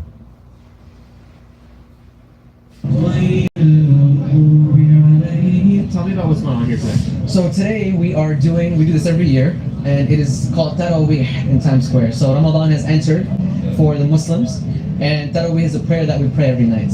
And so today the main purpose is just to show everyone what that looks like, to show people and teach people what Islam really is about, what the Quran actually says, rather than the things that are being shown in left and right in the media and whatever have you. Yes. So it's about clarity, it's about building a community and things of that nature. And have you organized it personally? Are you with the organizer, my brother? Do you think this is the behavior of a Christian? Do you think our actual Christian brothers and sisters behave like this? No. These are the extremist far-right versions of the Christians. This isn't what Christianity teaches you. What did Christianity teach you? Let me teach you, let me show you something. Come and bring your cheek over here so I can slap it and you turn the other cheek. One of the misconceptions that is very common is that it's a religion of violence. Yes. And that its followers are people of violence, when actually the Quran talks about mercy repeatedly, far more than any book and revelation prior. I don't speak Arabic, so when I'm reading on the Quran.com, there's 10 translations. One says one thing, one says another one. One of them is like, if your wife is disobeying you, you can strike her lightly or beat her. Is it strike her lightly? Is it beat her? What context is there? Because I imagine that you don't support that. No, okay, so let me explain to you what that is. Are you married? I'm not. You have a girlfriend? To be one day. You have a girlfriend? No. Okay. So when it says, you can beat your wife or you can strike your husband, strike your wife lightly. First of all, it's not something that puts the woman down or things of that nature. And it's the harm. If a harm is supposed to come from it, right? Let me give you an example. Hold on. I want to make it very clear. Absolutely. Give me a second. Absolutely. Give me a second. Yes. So you can really feel the author's hunger while he was writing this. Very insightful. I honestly thought that our spark was gone forever because his desire just disappeared. So something in Islam is that we are not allowed to strike one another in the face. Okay? And when it does say the word that is used in Arabic, right? In context, it makes no sense. If we are not allowed to bring bodily harm to someone, then in what sense does it make for me to be able to discipline my wife from a place of harming my wife? It doesn't make any sense. So why does it write it then? Because I'm saying basically, my understanding is that Muslims follow the Quran. And if the Quran says it's okay to beat up your wife, then it doesn't say to beat up your wife. What it says, I'll give you an example. Yes, please. Literally, Please. this is what it's saying. Yes. As the final resort. Okay. Yes. Because when you say the hidden portion, Yes. it's I believe the third course of action after two far lighter things, right? Correct. Now imagine this is the final one. Yes. Like a friendly tap, like yo, check yourself a little bit, you know. And then if this is the worst, if this is the worst that is said to discipline someone, for lack of better words, then what can you say about a religion like that? Preaching in the mosques right here in New York City. Allah subhanahu wa ta'ala mentioned teaching. The first step is fariquhunna. You admonish them, you warn them. Wahjuruhunna, you leave them in bed. Wadribuhunna, the third thing is you strike them. The messaging you just heard is going through hundreds of mosques a day in New York City. I went to Little Palestine in Baybridge, Brooklyn, and just look at how many mosques surrounded me. If you think this event in Times Square is just some isolated event and that Islam is not really spreading here, just look what happens when I try to do some street interviews in Little Palestine. I'm doing a video right now on this area. I was wondering if I could just ask you one question. Arabic? Hi. Can I ask you a question? Is that okay? I'm from Manhattan. Do you speak English? Only Arabic? Does anybody speak English here? If you steal something, Sharia law says you should get your hand cut off. Okay. Do you agree with that? Do you not agree with that? It's not for me to agree or disagree, right? But when it comes to UK or US, and they say Sharia law is coming to these countries, first of all, I'm just making sure I'm understanding. Okay, so first of all, in the UK and the US, when it comes to them being scared that Sharia law is coming, right? It is not, we in Islam, we actually honor the law of the land, right?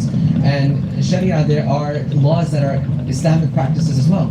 But the main thing that I want to highlight is that, sorry, he's telling me. I was going to make sure that we're not missing anything. But the main thing that I want to highlight is that one of the main concerns that they have, and the reason they bring up Sharia law to begin with, is because Islam directly challenges the multi-billion-dollar industries that we don't stand for, such as pornography, such as alcohol, such what you can go on and on. Things that are genuinely draining not just individuals of a society or community, but communities as a whole, nation as a whole. Islam is a clear threat to these industries. And so naturally from the beginning, Islam has been shot down because it challenges those who aim to make a fortune off of the downfall of others. Yes. And Islam is not like that. This is their religion. This is what their beliefs are. That the best of prophets were doing the heinous and nasties of acts. They hold the murder weapon on their necks. This is the backwardsness they're on. They draw their prophet. They draw their God. So are you surprised that they're trying to draw our prophet?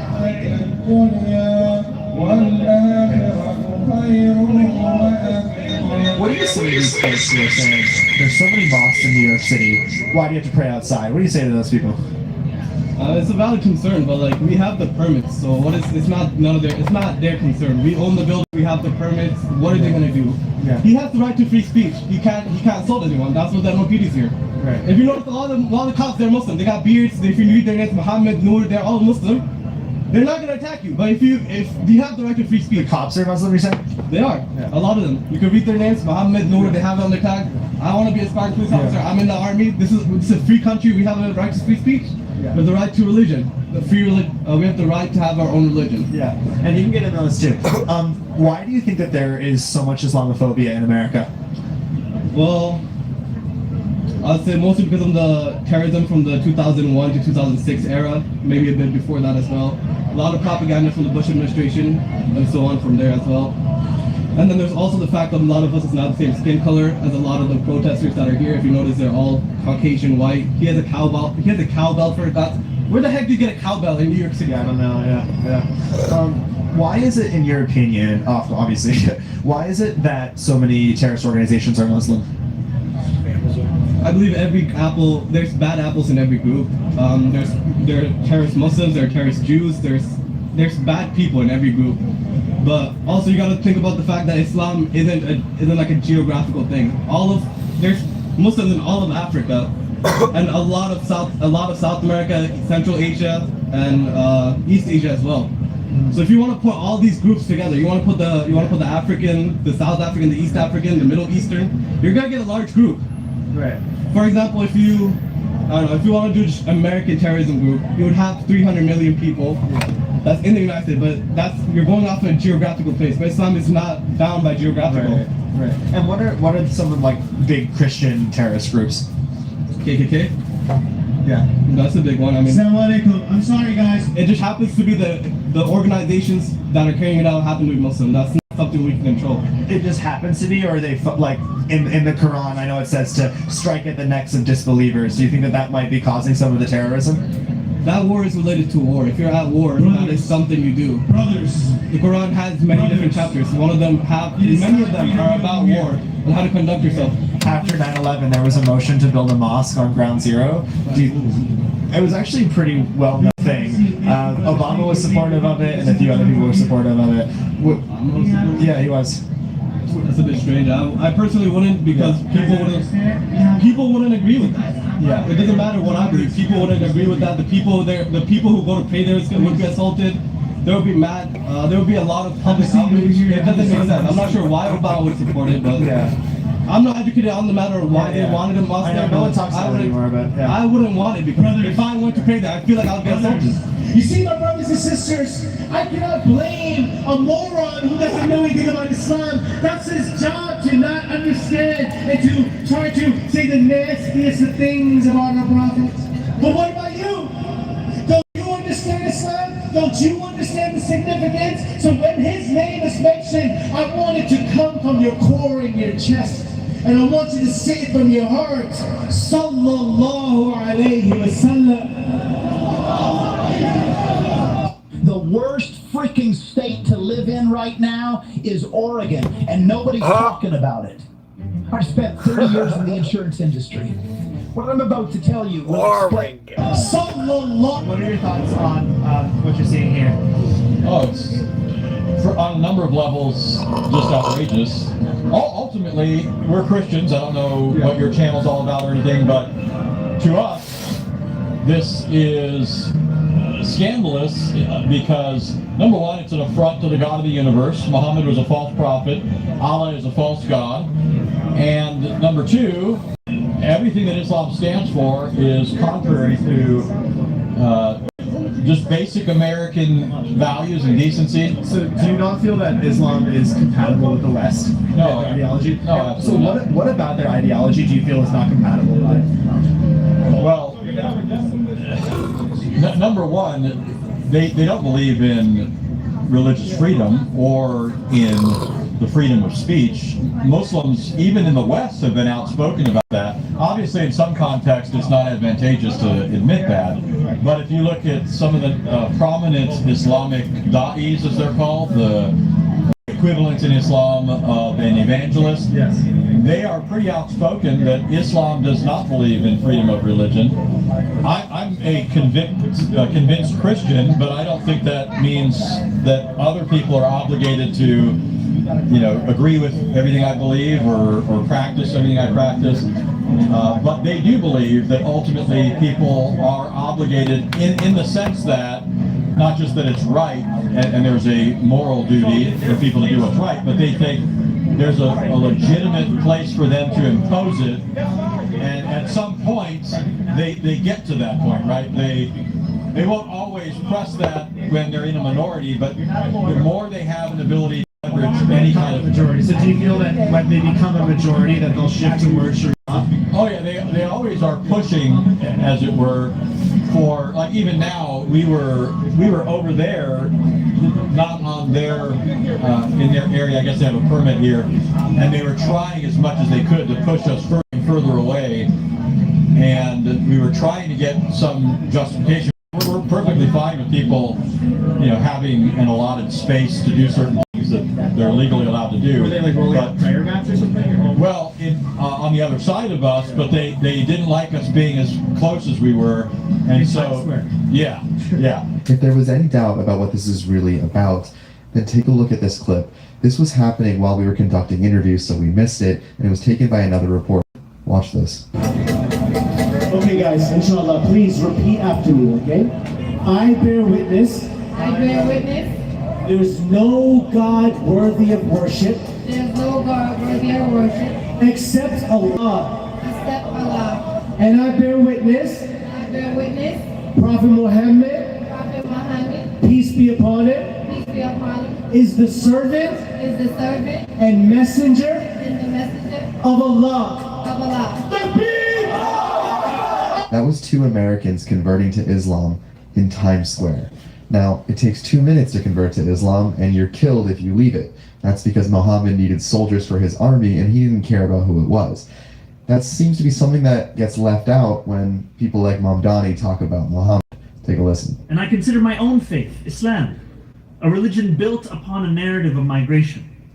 The story of the Hijrah reminds us that Prophet Muhammad sallallahu alaihi wasallam was a stranger too, who fled Mecca and was welcomed in Medina. Surah An-Nahl 1642 tells us, "As for those who immigrated in the cause of Allah after being persecuted, we will surely bless them with a good home in this world." Or, as the Prophet Muhammad ﷺ said, Islam began as something strange and will go back to being strange. Now, while I was in Little Palestine, it was near impossible to get interviews, but I asked this woman, "What do you want Mamdani to do next?" She said this. We're asking folks here, what would they like Mayor Mamdani to do next? What are some legislation that you'd like to see from him? You mean for the community? For the community, but just in general as well. To be honest, just like to provide more like events, especially in our holiday. It's like Ramadan. Yeah. So the people have more activity for kids, and even for adults. This is Ramadan. It's opportunity to know a lot of things about our religion, and the kids they can know more. They can just celebrate during this. So more Muslim events is a top priority for a large sector of Mamdani voters. Not just guys walking around Midtown. Now this clip is shocking because it essentially shows that Mamdani is very likely to get reelected in New York City. Did you follow like the mayor election? Oh yeah, naturally. Okay, so do you remember how Mamdani would say that he would tax people making over $1 million a year? Mm-hmm. Are you supportive or against that? Supportive. Supportive of doing it? Yeah. What do you think the chances? There's this thing called Kalshi. Have you heard of Kalshi? No, I have not. It's like where people can bet either yes or no on something happening. Okay, so this one is, will Mamdani tax incomes over $1 million before 2027? What do you think the chances of him actually doing that? Before 2027? Yeah. Probably no. Like, what do you think the chances, roughly? Let's say 30% yes. It's actually 20%, but that was close. There you go. Oh, you want to know? I like it. These are fun. What about raising the minimum wage to $30? Would you like to see that happen? I think that could be challenging to implement. Would I like to see that happen? Sure. Yeah. Obviously, there is certain cascading effects, but I think so. What do you think the chance of it happening is? 5%. Gosh, 13 actually. There you go. So that's fair. Okay, one more. So funny. Yeah. What about raising corporate taxes? Are you for it or against it? For it as well. For it? Okay. What do you think the chances are that he raises corporate taxes? 50? 50? 50. You think it's 80? Yeah. would you be surprised to hear that it's actually 18%? 18%. A little surprised. Okay, so these are a bunch of things that he ran on. Do you think that it would be like disappointing if he wasn't able to get these things done? Disappointing for myself or for people? For yourself. Yeah, a little disappointing. He's been like a major, I don't know, major force, probably the biggest in the past years, biggest incoming change, a lot of people supporting. So if he's unable to deliver that. If he was unable to get all those 3 things done, though, would you vote for him though for a second term? If he said that he could get it done in the next term, would you do it? Yes. Yeah. So with that logic in mind, you can see that leftism is what ushered in Islam into the West and will continue to do so. Bob told us that they were going to test the alien craft that night. I've seen extraterrestrials face to face. I'm an independent journalist in New York City, and I was wondering if I could interview you. Allahu Akbar. Why do you think that there is Islamophobia in America? I think it's majorly because of the 9/11 thing. I think that's the biggest thing, but it is what it is, you know. And why is it that many terrorist organizations are Muslim? It's because a lot of those terrorist organizations were actually funded by America. You actually look into it. ISIS, all this stuff. First of all, they don't even follow the book. What we follow, if you ask any Muslim, they will tell you they don't agree with that. Those guys are extremists, and that's that. So they're extremists in the sense where they do not follow the Quran, or they follow it to the T. They don't. It depends. It really depends on the group. Like for example, like ISIS. Those guys, we don't even claim them as Muslims. We don't see them as Muslims at all. They don't follow the book at all. So for them, Al Qaeda, Taliban, extremists. They follow the book to super harsh, and they overanalyze the words. We don't agree with that. Do you follow the Quran? I do. Okay. So I've actually been reading the Quran. I have not finished yet. But can I ask you about a few verses? Yeah. Okay. I'm not gonna lie though. I'm not the. No, I know because I was just trying to learn. Okay. I just. One of them, I want to clear a misconception. So one of them is that to treat your wife as farmland. What does that mean? What does it mean to as farmland? Because it's a translation issue. You see, this stuff I never seen in the book, or I never heard about it in my family. Everything I've been told was to raise a woman well, and I get married, everything like that. So I really don't know. I can't tell you because I don't know about it. So have you read it? I haven't read the whole book. I won't lie. There's some stuff in there that I could see people being like, well, maybe not. I mean, then everything, but you gotta know that everything, people sometimes like to take stuff out of context. Even with the Bible, with the Torah, everything, people like to take only a word out of the book and then use that and then take it out of context. I just went to the UK, and there's a lot of Muslim immigration in the UK, and people in America are saying, well, if the people in the UK that are moving there want Sharia law, we're afraid of Sharia law here. What do you say to the Americans that are afraid of Sharia? I don't think we support Sharia law in anyone. I don't think, even in the book, it says when we were back then, the Islamic Caliphate was there was the Jewish people who lived there, the Christians, they paid a little tax, and with that tax, they didn't have to go to war, anything, and they had peace with us, and they lived there, and it was peaceful. They had to pay a tax, right? They did, but the tax came with, they didn't have to go to war. When it was times of war, all the Muslims had to go in war. They didn't have to go to war and fight for us. They could live in peace. So do you think that there's a chance that because Muslims are growing in population much faster than Christians and other religions, do you think that there could be a time where Muslim people do vote for Sharia law in Western countries? I really don't. You think it could happen? Only God can say. I can't tell the future. Yeah, I know because when I spoke to some Muslims in the UK, a lot of them said that they do want to see Sharia law. They already follow it, so why not have it? I feel like also Sharia law is a word that just has like a bad look on it. Like when people just hear Sharia law, they think, oh, the over extreme. But Sharia law just literally means the law of God. Like for example, the 10 Commandments, right?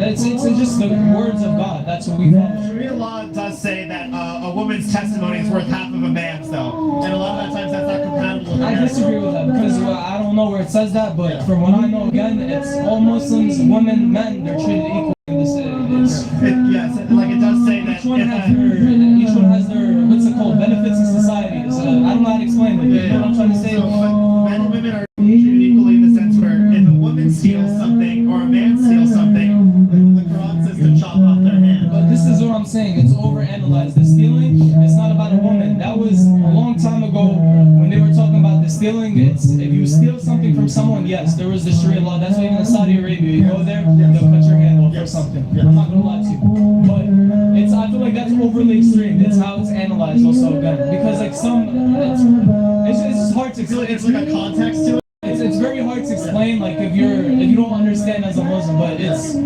some countries they take it more extreme than others. Like, people see that and they get worried. For example, like, I'm from Morocco. I'm probably you've heard good stuff about Morocco. Yeah. You know what I'm saying? It really just depends on the country and how they follow the book. Tell me what brings you out here today.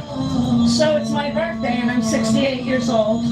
And it was very sad. On my birthday last year, I had a party scheduled to be at Tabunia, a Druze restaurant. And we all know the Druze have also been massacred by Muslim extremists, right near Israel. So I had a party of like 40 people scheduled at Tabunia, and nobody showed up because the bodies were returned in coffins on my birthday, okay? And it was a very, very sad day for me, and I've been crying today. I feel like this is my family. I think every Jew feels they have extended family in Israel, whether you're Israeli or not. And I came here with 18 orange balloons for Chai, L'chaim, to life, for life. What brings you here specifically to protest? It's not, I'm a passive protester because I want people who are here to know that there is a terrorist organization, there is a Muslim Brotherhood, there are Hamas people, there might even be cells here in New York. They're dangerous people that want Jews dead, Christians dead, and are ruthless. If in Gaza you can strangle 2 little babies, these beautiful redheads, that's why they're orange balloons. I'm going to show you what is to come. New York is the financial capital of the West, and now it's governed by a socialist Muslim. So when I show you this footage, picture it happening in your city. This doesn't look exactly like America. You can see there's Arabic on the door. Another stop. Every street, a couple of stores selling Islamic clothing. If there's this many stores selling Islamic clothing, there is a demand for it. You can see all the hijabs placed there. All in Arabic, as you can see.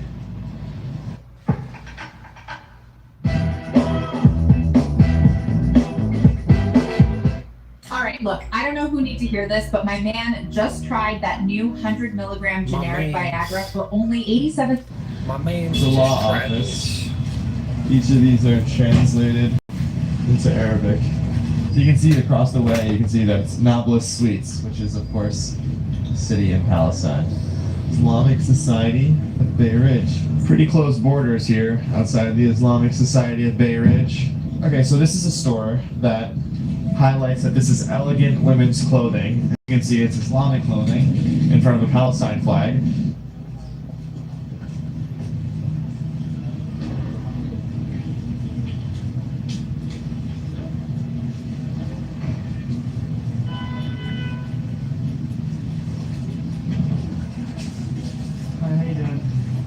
Times Square.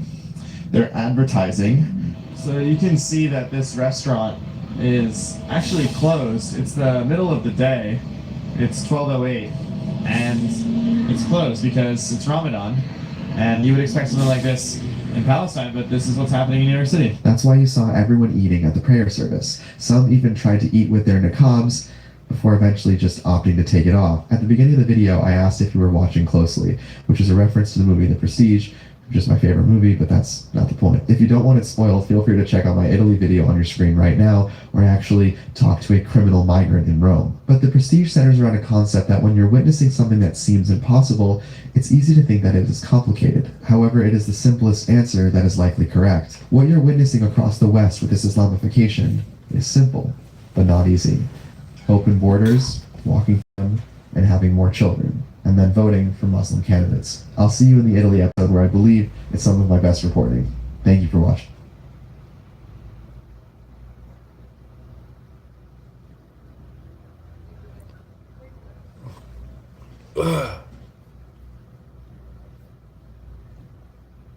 Have you ever noticed how some people seem to have an almost supernatural control over the environment?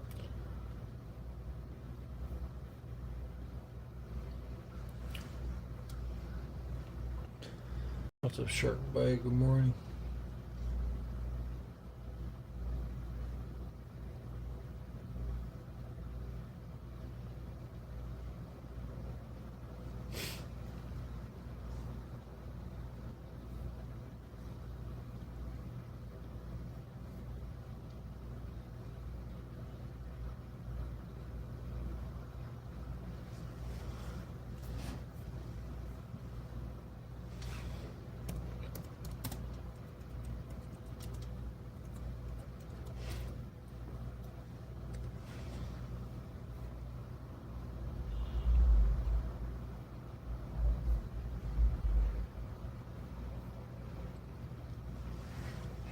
record, edit, and share your content all in one place with Riverside. One touch recording. Riverside, in crisp 4K. The Supreme Court has struck down Donald Trump's emergency tariff Didn't ask that. powers in a major blow to his foreign policy trade negotiation leverage. And I gotta be honest, I'm gonna cut right to the chase. I'm a huge fan of Trump's tariffs. I'm a fan of his strategies and plans on this one. I think ultimately this will be very, very bad for these United States because we simultaneously have the offshoring of our jobs and our manufacturing with the opening of our borders and the flooding of illegal immigrants. So our low-skilled labor is being shipped overseas while we're getting a flood of low-skilled laborers. This is a recipe for disaster in this country. So, in fact, we're not going to focus too much on that because we have a much bigger story for all of you today. And it is the return to the United States of the legendary Tommy Robinson. Thank you, Tim. It's good reception. Who are you? What do you do? What do I do? Well, I'm a journalist from the UK. I wasn't a journalist always. I was a street activist. I started off in 2009, combating and discussing problems with mass open border immigration, specifically from Islamic nations. I was born in Luton Town, which is 30 miles north of London. When I was born in A2, there was one mosque. There's now 45. I've seen the change to my town. I've seen the problems. Luton was named by the CIA as the epicenter for terrorist atrocities across Europe. I've seen, so I don't talk about what I've read in a book. I talk about life experience of I've seen the loss of freedom. I've seen the two-tier policing. I've seen the weakness and the cowardice by authorities to deal with these gangs. Yeah, this should be interesting. Well, if it ain't Florida anymore, we're in Derby. It's not the Manchester Derby, it's not the Kentucky Derby. It's the Derby Derby. And welcome to the High Street. We're on the right here, and the George Lloyd, the Lloyd Bank, an atrocity took place, necessitating permanent security in there. A very deranged illegal migrant who was denied political asylum decided to stab a man of the Sikh faith to death. Anyway. What you've seen is in Minnesota, you know, the little thing you've seen with the Somalians. Well, I've watched this my whole life. Yeah, the inability to tackle crimes from a certain community in the town. Kid gloves for every other community, iron fists for every other community, but kid gloves for the Islamic community. So I've seen lots of problems. I started in 2009. I formed a street protest movement called the English Defence League.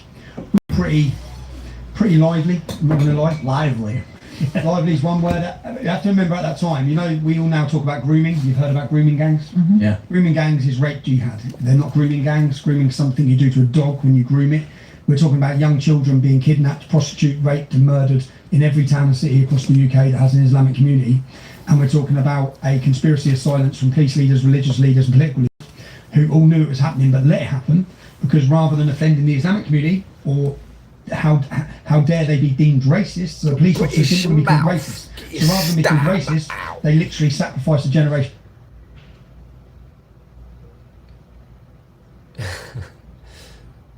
Yeah, Charlie visited Florida. You watched that video with me?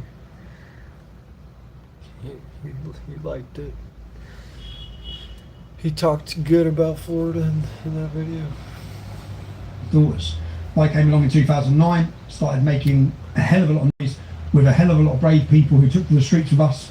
We took to our streets in our thousands and tens of thousands at time, but we were pretty aggressive on the streets. We had to be. It was never going to be female teachers or nurses that stood up. And they have prosecuted and persecuted you just over and over and over again. These stories are crazy. You know, I remember that story where you came out of prison gaunt with a beard. They were denying you food. You were in solitary confinement. And for the British leaders who protect the child abusers and don't prosecute them. Gotta talk about. And your story is a warning for the United States over about what happens when it goes too far. We can see what's going on in the UK, and we can see some of it happening in the United States, and we are fighting back against the open border policies, the destruction of our cultural institutions, and we are seeing very similar. You mentioned the Somali stuff. That's not just Minnesota, it's Ohio, it's California, it's Washington. So Tommy, it's amazing to have you. It's going to be a great conversation. Thanks for joining us. Libby Emmons is hanging out. I'm Libby Emmons. I'm hanging out. Really glad to be here today for this conversation. I'm with the Post Millennial and also my new podcast, which you can check out at thepodmillennial.com. And where is my Old Spice? My cologne-infused Old Spice. DJ. And to spice things up, we brought Ian. Ooh, let's get flavorful. Oh, Tommy, no. I thought you were, well, I didn't think you were racist. I was fully propagandized in 2018 about, there's like, oh, Tommy Robinson's the biggest racist on the planet. I didn't understand the danger of mass migration. And then we can go into Islam and even talk about, like, you know, radical theology as well. But thanks for being here, man. It's good to be here, man. I'm honored to be in America. Do you know how long I've waited to be here? Do you know how much I've wanted to be here? 15 years, right? Well, I was here in 2011. I got 10 months in jail. I spent 22 weeks in solitary confinement for 2 days in New York. Wow. So I stupidly come here on another passport. But I come here to give a warning to America because I wish someone come to my town 30 years ago, 40 years ago, and told us this is what's going to happen, this is how it's going to happen. I've experienced it, and gave a warning to the people of England 30, 40 years ago. So I felt my message was that important to America. Say, look, we've failed. Britain's failed, France has failed, Germany's failed. It does not work. So you have to stop it now, because we'll get onto the discussion of how powerful that migrant base becomes. Indeed. We got Phil hanging out. Hello, everybody. My name is Phil Bonji. I'm the lead singer of the heavy metal band All That Remains. I'm an anti-communist and counter-revolutionary. Carter? It's a good introduction. Dude, thank you so much for coming. I've been following your work for a long time, and it's really good to have you here. I'm very excited for this conversation. I'm going to start with this story from the AP to kick off the American perspective on what's going on. We have this Supreme Court strikes down Trump's sweeping tariffs, upending central plank of economic agenda. There are a couple things to point out in this story as I think it relates to what's going on with the UK, what you're fighting against, Tommy. And I'll start with, first, Trump has used the tariffs as leverage for the American worker to stop the offshoring of our jobs. We have a dysfunctional Congress, and when our low-skill labor and even mid-skill labor is being shipped off to China, to Indonesia, to Mexico. But at the same time, our borders have been open effectively for a decade plus. And there are estimates ranging from 30 to 50 million illegal immigrants in the United States today. And many people might say, I thought it was 10 to 20. No.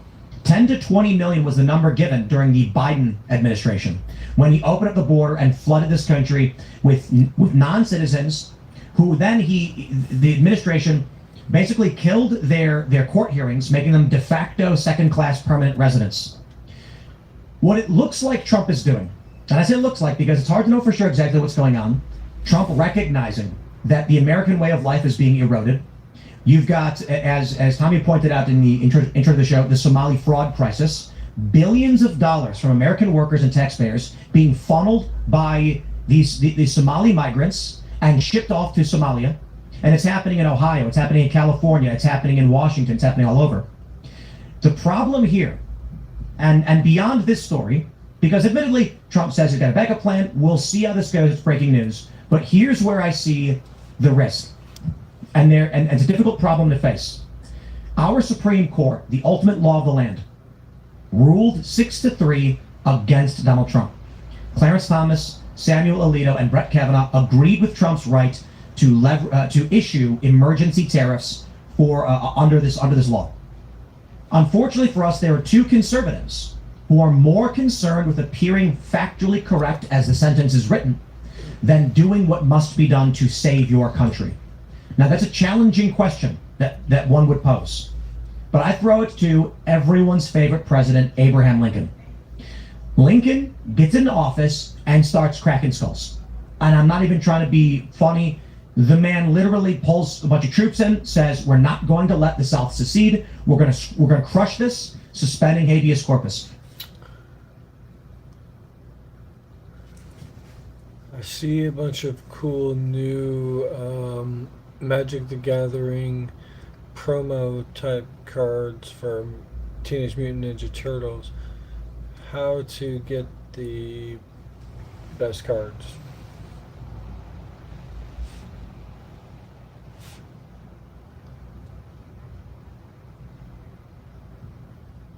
To look at a few different release types. The set officially launches on March 6, 2026, but pre-orders and special secret lair drops are available now. Best ways to get high-value cards If you are looking for the best cards in terms of rarity and power, focus on these specific products. Collector boosters. These are the only way to find the rarest versions of cards, including Japan Showcase cards and fractured foil treatments. They also contain the exclusive headliner cards featuring art by TMNT co-creator Kevin Eastman. Secret Lair Totally Tubular Drops. These go live on March 2nd, 2026, at link to magicsecretlair.com.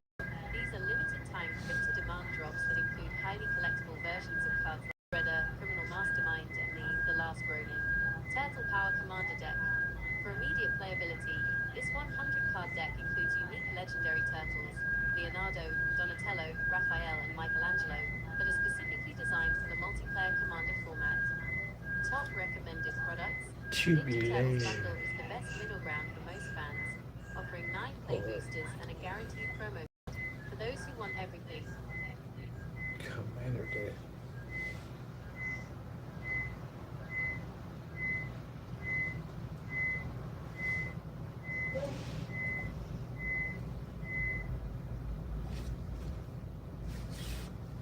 Politicians, arresting journalists, threatening to arrest a sitting Supreme Court justice. Lincoln said, "This country will not fall under my watch." Now, as much as that's scary, Abraham Lincoln is the most popular president because in a time of great emergency, he used whatever power or maneuver he could to preserve the Union. Now, I'm not going to say that we're at the exact same period in the United States, but when I see a Supreme Court say, you know, there is an interpretation that Trump could issue these tariffs to protect American interests. He says, well, you know what? I know the country's burning down. I know our working class are suffering. I know we're being defrauded, ripped off every which way. But the rules are the rules, so we have to let them do it. And this is the attitude, I think, of a dying nation. I agree with you. This is very Buchanan-esque. And so when I look to for you, Tommy, I think the UK is much, much, much further along than we are. People are being arrested for things they post on social media. Young girls are getting raped and trafficked, and when the fathers try to stop it, the police arrest them instead. And this is because you have institutions that are more concerned about looking bad than doing what must be done to preserve their country. Looking bad and power. I just think of my hometown in Luton. We had Vauxhall's car plant was there, and they were allowed to ship off, and it's destroyed. Can you tell me about the Teenage Mutant Ninja Turtles pizza bundle?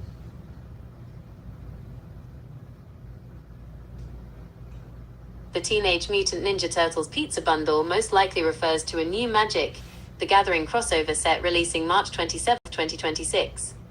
Bundle details. Packaging. Comes in a themed pizza box. Cards includes 9 play boosters and 1 collector booster. Bonus items.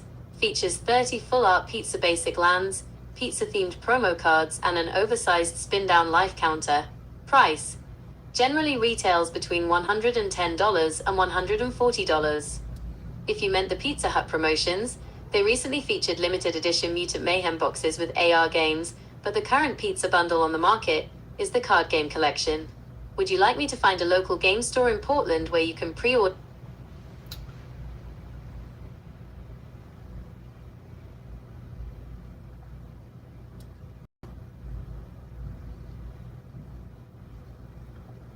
How do I see the cards that it comes with in the box?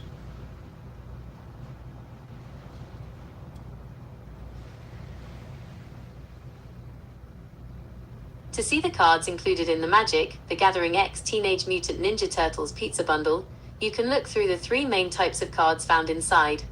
1. Pizza-themed promo cards, the highlights. Each box contains 2 random promo cards, out of a total pool of 6 possible cards. These are powerful reprints of classic Magic spells featuring new, pizza-themed artwork. The cards confirmed or leaked for this slot are Dark Ritual, officially revealed; Food Chain, highly likely/leaked; Waste Not, highly likely/leaked; Commander's Plate, highly likely/leaked; Assassin's Trophy, rumored; Supreme Verdict, rumored. 2. Full art pizza buns. $120 for the pizza bundle. That's crazy.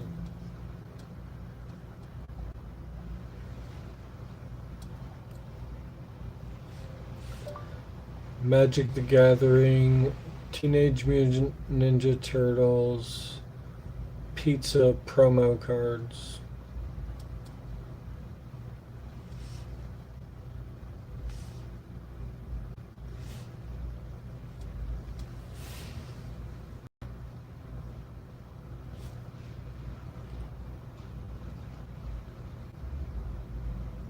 Where were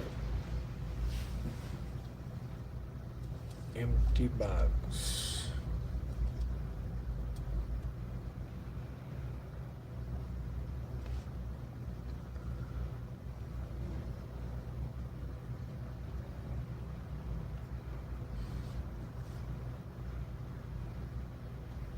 It's almost turtle time.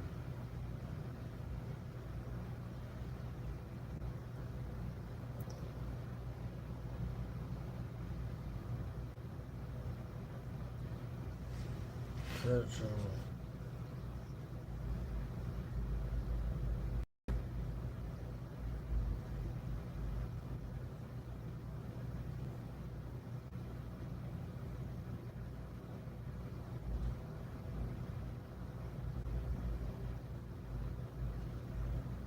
Those are the ones.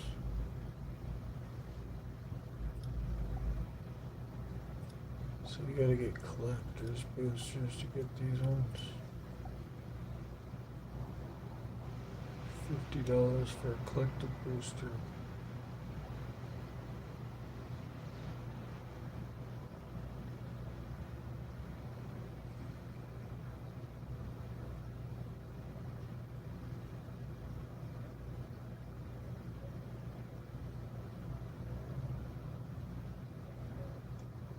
Oozing with collectability.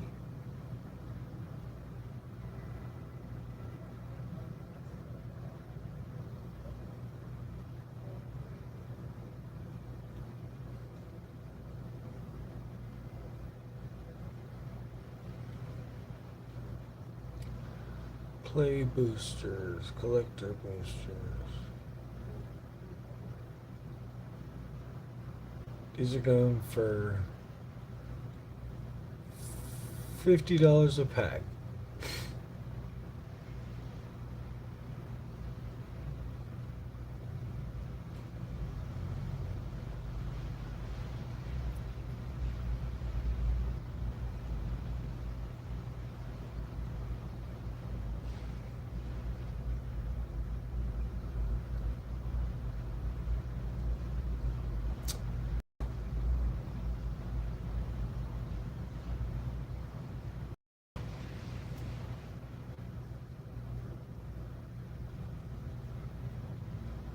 Pizza themed cards.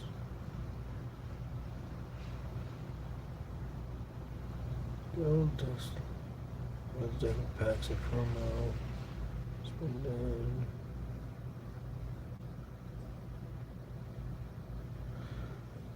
I'm looking at the Teenage Mutant Ninja Turtle Magic the Gathering products that they got.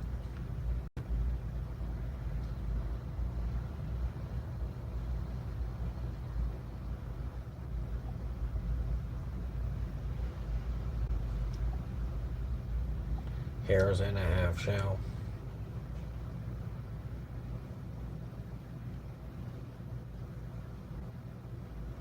So this bundle costs $63. Comes out on March 6th. What's in this bundle?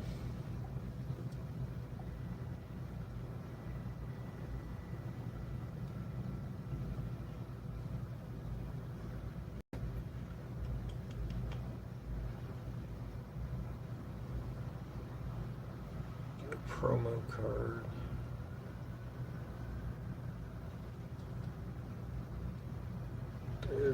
This is crazy, man. Why are fucking cards expensive, man?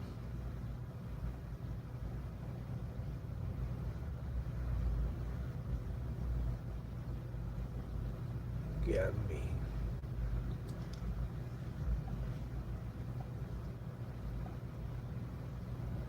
turtle power.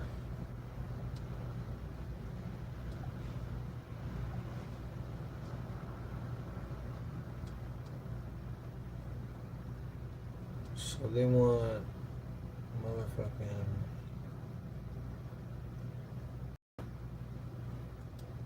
for the collector's packs. They want. I gotta see what's in this pizza box, man.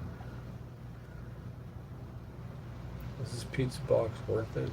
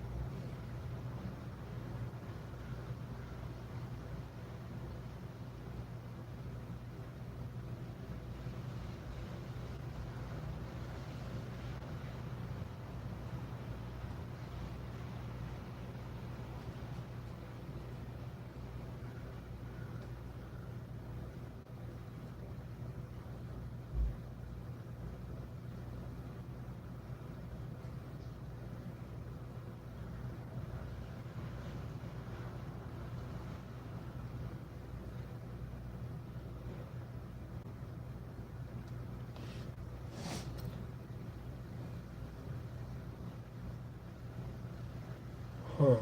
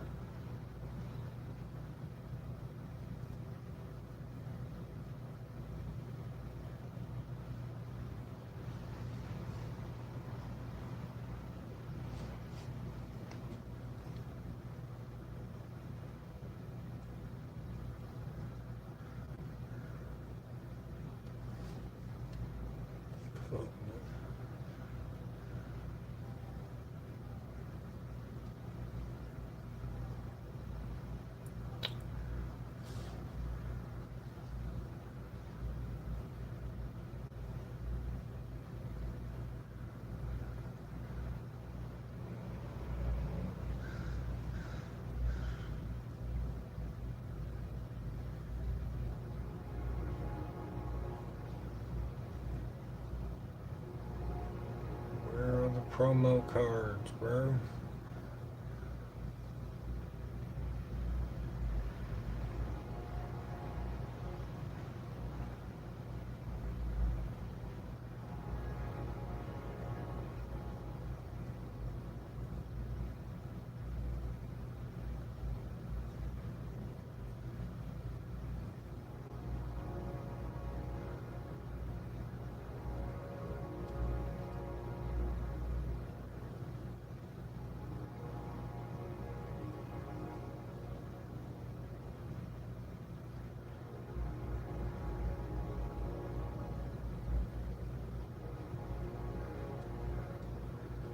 Hey, nice to see you.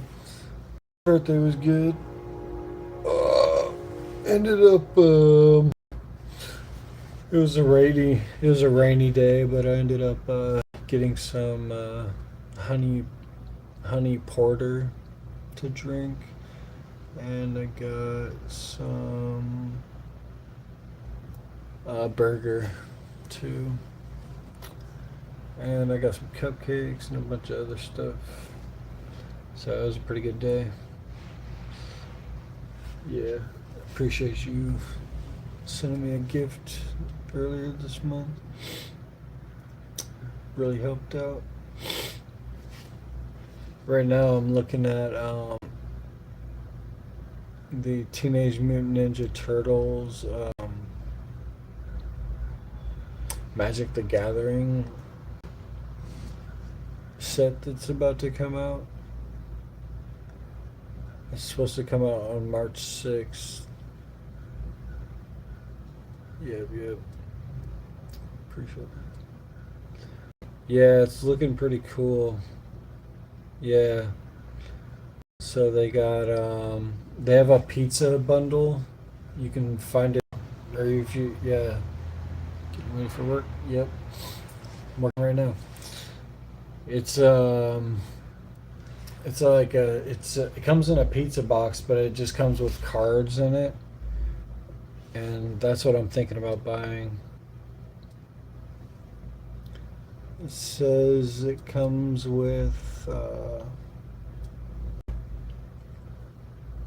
if you buy the pizza box, it comes with there's 6 promo cards for the pizza box thing, and it comes with 2 of them. But I'm trying to find pictures of the promo cards, like which ones are which. I found a list of the cards, but I can't find the actual promo cards.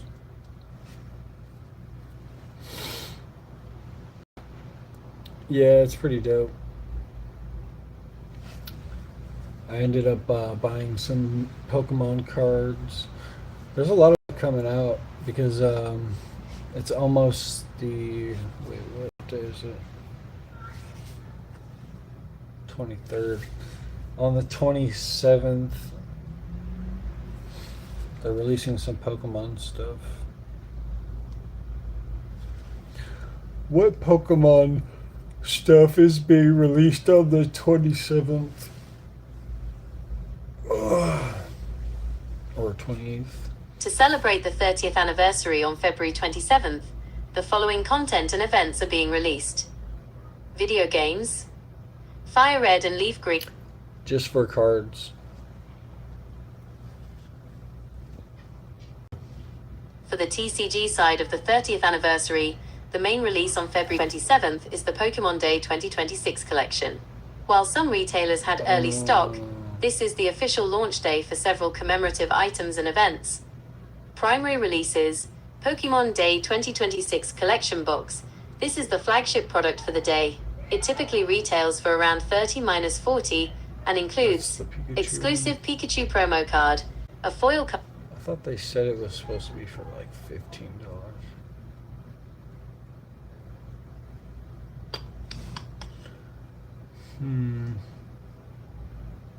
I thought they were releasing something else too.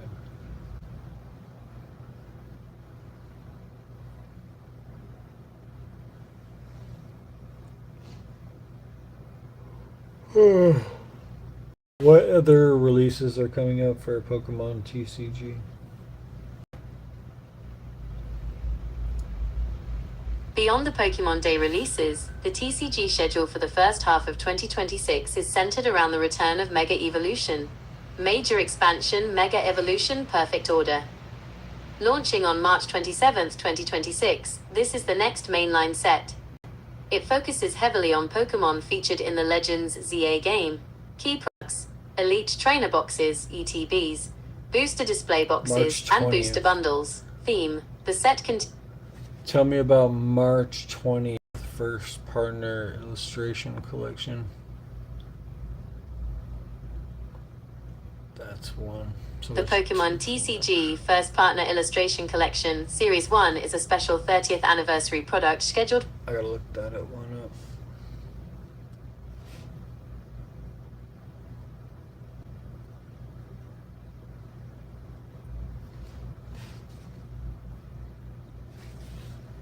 $30,000 jobs gone. And I look at Donald Trump, when he was coming in, what he was saying to the car manufacturers, you're not leaving. If you leave, we're going to tax you, bringing the cars back in. And I think we needed that. We needed that to protect our jobs in the UK, to protect Luton. If we didn't have an airport, like Luton is rated the roughest town in Britain, yeah? It's a failure of a town. It's totally gone. 50% Pakistani, Kashmiri, but the town's gone. So I look at what Donald Trump was trying to do for American workers and wish we had someone that cared about our workers or cared about British citizens. But everyone in control of our country at the minute are more cared about global affairs. It feels like across the West, Europe and the United States, but seemingly most pronounced in the UK, or maybe it does feel like it's mostly the UK, there is an effort to destroy national identity, culture, tradition, a way of life, a people. So we see the Biden administration flooding the United States with 10 to 20 million people from all over the world. You know, a lot of people immediately just assume it's going to be Guatemala and Mexico. We have people coming in from Eritrea. They're in Eastern Africa, fly to West Africa, fly to Brazil, and then come to the Mexican-U.S. border to come into our country illegally. Slowly over time, we have seen a really great example of what this does. Polls right now are saying Republicans are bleeding Latino voters over immigration operations. You know what that means? It means that there is a voting population in the United States that is significant enough to cost a party an election who cares more about non-citizens than the citizens of this country. When you keep letting in non-citizens and you give them the right to vote, their interests will lie outside of your nation and it will erode your country. So in the case of the British, is it just that, I'm wondering, and tell me no if I'm wrong, that the royal family, the landowners are like, you know what, we're just going to sell out, we're going to become a corporate arm of the liberal economic order, we're going to become part of this technocratic banking establishment out of Switzerland with the World Economic Forum. They're just like, we're going to sell out our people and our populace. England's a small territory anyway. Our holdings are in overseas value. I agree. None of it's a mistake. That your borders weren't open in the way they were the same time as Canada's, the same time as Britain's, the same time as the whole of Europe's. None of it's a mistake. Literally, they come off 20 metres off the coast of Libya, and NGOs funded by the European Union pick them up, bring them on boats to the next step, and they're funneled the whole way. It's all organised people trafficking. And it's people trafficking to replace voters. So, like, your borders are open. If they get to vote, if you look at the swing states in America, the immigration rate went up 700% by the illegals. 700% in the swing states. They wanted to make it so there was no swing states ever again by importing and bringing in voters. Spain's just about to recognise 1.3 million because they're worried about Vox. They're worried about the Populist Party who are against immigration. What do? They give citizenship to over 1 million people. Those 1 million people will vote for them. Now all they really care about, which we realise, and I can use the rape gangs as an example, all they actually care about is power. So, and I'll give my hometown again as an example. I'm from Luton Town. In 2013, I looked at the demographic change of the communities. By 2030, which was a 17-year period, the Bangladeshi and Pakistani community were going to increase by 70 to 77%. The white and black community by 1.2 to 1.4%. So the Labour Party, your Democrat Party, know that in Luton, the future is the Islamic community. The future's not us. At that point, we're irrelevant. We are irrelevant. So if you even look where they put the Somalis, because when I say they put them, Minnesota, they brought them in. So they brought them in from the hottest place in the world, and they put them in one of the coldest, in America. Why would they do that? That doesn't make sense. Why would they even do that? They do that because they're bringing them in because they want the block vote. They want the block future Democrat vote in this area, in this area, in this area. So they flood these certain places purposely. It's importing votes to change the demographic future of a nation. The Republicans would, unless Donald Trump gets rid of the illegal immigrants, and they, under the Biden regime, they're trying to get allowing them to vote. They're allowed to vote in Europe. All of this is happening across Europe.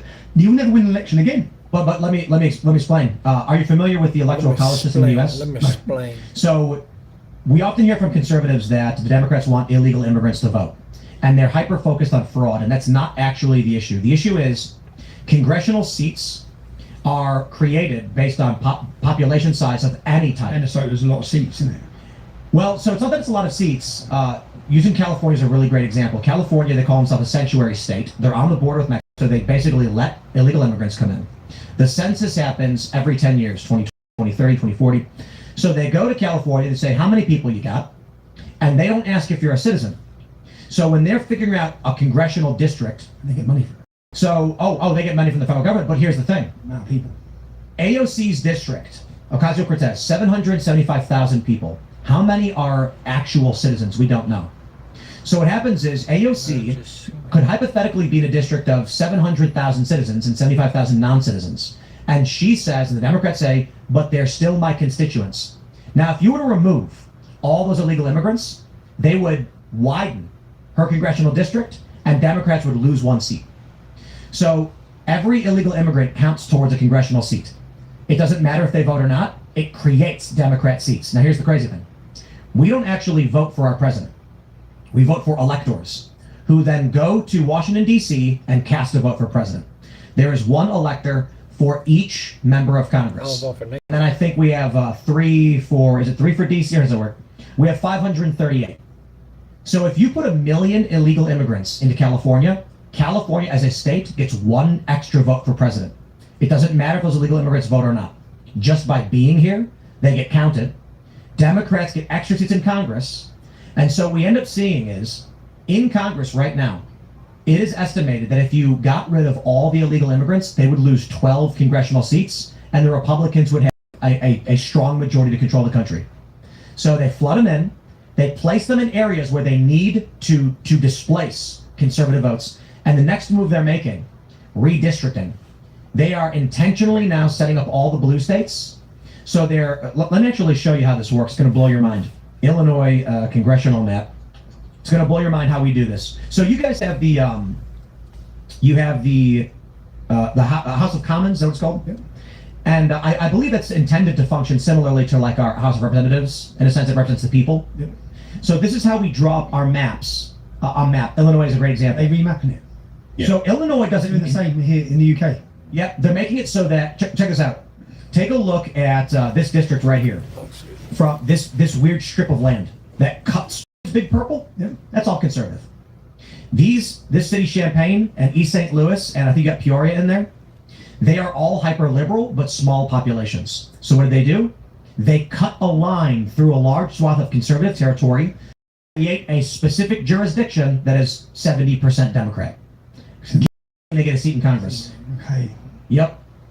They're reshaping it in order to support their vote bank. So they're doing that in California. There's a lot of conservatives, but the governor just got the people to vote for a law that says they can bypass the California constitutional mandated commission that does the redistricting so that they can eliminate conservative districts by basically folding smaller amounts of conservatives into larger leftist districts. And then that way they basically get rid of the Republicans in California. There's not a single conservative representative from the entire states of New England, even though there's plenty of conservatives. 40%. Yeah. But so explain to us how the House of Commons and the House of Lords works in the UK. So we've got 650 politicians. The House of Lords gets selected and rewarded. Most of them, right now, we're seeing paedophiles being rewarded, criminals being rewarded. The Labour Party. So it's very similar. Very similar. Yeah. So it's if you look at everyone who gets rewarded, it's basically they're a wrong. That's how it looks like. They're big by the government. The House of Lords. Yes. So by the Prime Minister selects who goes to the House of Lords, and then they just reward them. So they make deals and agreements in politics, and then they'll get their seat in the House of Lords. It's like the Senate, kind of our version of the Senate. Yeah. Like the 100. Anyways, that's what it, like the upper house and the lower house. What I say is a warning to America is you've had immigration for years, and when I used to hear Americans moan about Hispanic immigration. I just think you've got no idea, if I'm honest, with what Joe Biden's just done. What's happened over the last decade in the United States of America with the open borders and the 10 million or 20 million, it's not Hispanics coming in. What they've brought in is Afghani, Iraqi, Syrians, Somalis, Eritreans, Sudanese. Now, the way this is different, for example, again, I'll just bring it back to my hometown, I've watched it. Luton is a very diverse line up. All my friends were all sons of immigrants. But no one votes in the military fashion that the Islamic community do. Right. So there's 45 mosques, and there's the council of mosques. So the leader of the council of mosques, all the mosques, even though they hate each other, met some of them, they come together with one leader of the council of mosques. He sits down with the government, and he does a deal for the vote. They get 50,000 votes. And literally, when their mosque tells them who to vote, they vote. Yep. Yeah, that's it. Are you familiar with the revolution in Egypt and how it went down? There were two revolutions. Muslim Brotherhood? Yes. Yes. It's a really fascinating story, so I'll give you the quick version. I do want you to talk more and tell us all about what's going on in the UK. But they had the first revolution, and it was, I believe, Mubarak gets removed. They had 30 years of military leadership. What happened was you had 7 or 8 secular factions and the Muslim Brotherhood. The problem is all the secular factions were in light disagreement with each other, but they wouldn't line up to vote for one cause. So the Muslim Brotherhood won the election with around 20% of the vote of Egypt. Well, that's a recipe for disaster because 80% of the country opposes the Muslim Brotherhood. Didn't matter. When the Muslim Brotherhood said, you vote for our guy, you vote for our guy, so they always were unified. So they win, and you got Morsi in power, who legitimately won the election, and the second revolution happens. Because all of these people were like, no, we don't want the Muslim Brotherhood to take over. The issue is that most people were decentralized, but the Muslim Brotherhood was organized. And the end result for Egypt, to deal with the problem of the fact that no matter what they did, the Muslim Brotherhood would always win the elections because when they say vote, the people say yes. So they went and started gunning them down. That was the end result. I don't think anybody wants that to be what happens, but you can take a look at Egypt, what happens when a majority of the population opposes the ideologically driven unified faction. It comes to violence. That's a scary reality when we're watching this degree or what you're describing in the UK. My warning is that they'll use democracy to end democracy. Yeah. Which is what we're witnessing. We're witnessing it. Charlie Kirk said that was the sword that the left used to slice through. Well, the rest. That was his words, and that was pretty much just before he died, before he was murdered.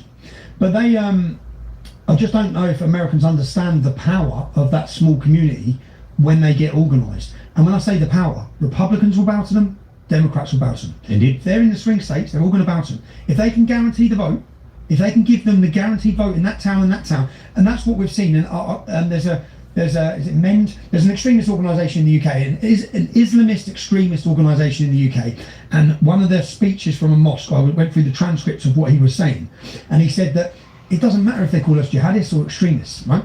Liberals, Labour and Conservatives will all work with us. We now swing the seat in 15 seats. Wow. They need us. Yeah.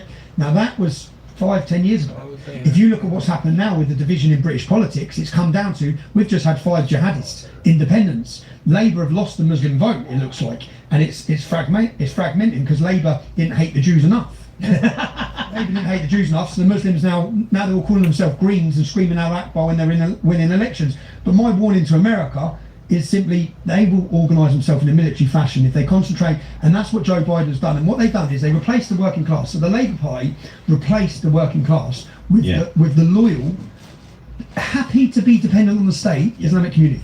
They're happy. My local imam's got 14 kids and 3 wives, and he doesn't work a day, and we pay for every penny of it. And they're happy. It's a halal life. It's a halal life. They go to the mosque 5 times a day. They live their life. We're paying for all of it. Yeah? And if you look at the rates of what works and what doesn't work, I can give you the stats for every country in Europe. This does not work. They are importing people who do not work. Yeah, they're not here to work. Like they're on benefits. You see, and I think you've just had an amazing wake up. Nick Shirley, well done, son. Yeah. You have had the wake up very quickly. And when you look at the numbers of how so many Somalis come into the country and 10 years later can't speak English, you look at the numbers of how many of them are reliant on the state, their kids will be reliant on the state. Studies have now been done in Holland that show not just is the first migration reliant on the state, the second and third migration are reliant on the state. Really? So they're not endemic. It's endemic. They're not going to work. Yeah, they're not here to work. They're not here to assimilate or integrate. They're here to dominate. Yeah. And that's not every Muslim, yeah. But the per se, you have to look at the broad numbers, and I'll give you some numbers. Yeah, in the UK, Muslim men make up 3% of the population. They're responsible for 90% of the convictions for rape gangs. 90% from a 3% population. Now, 30% of the men convicted are called married.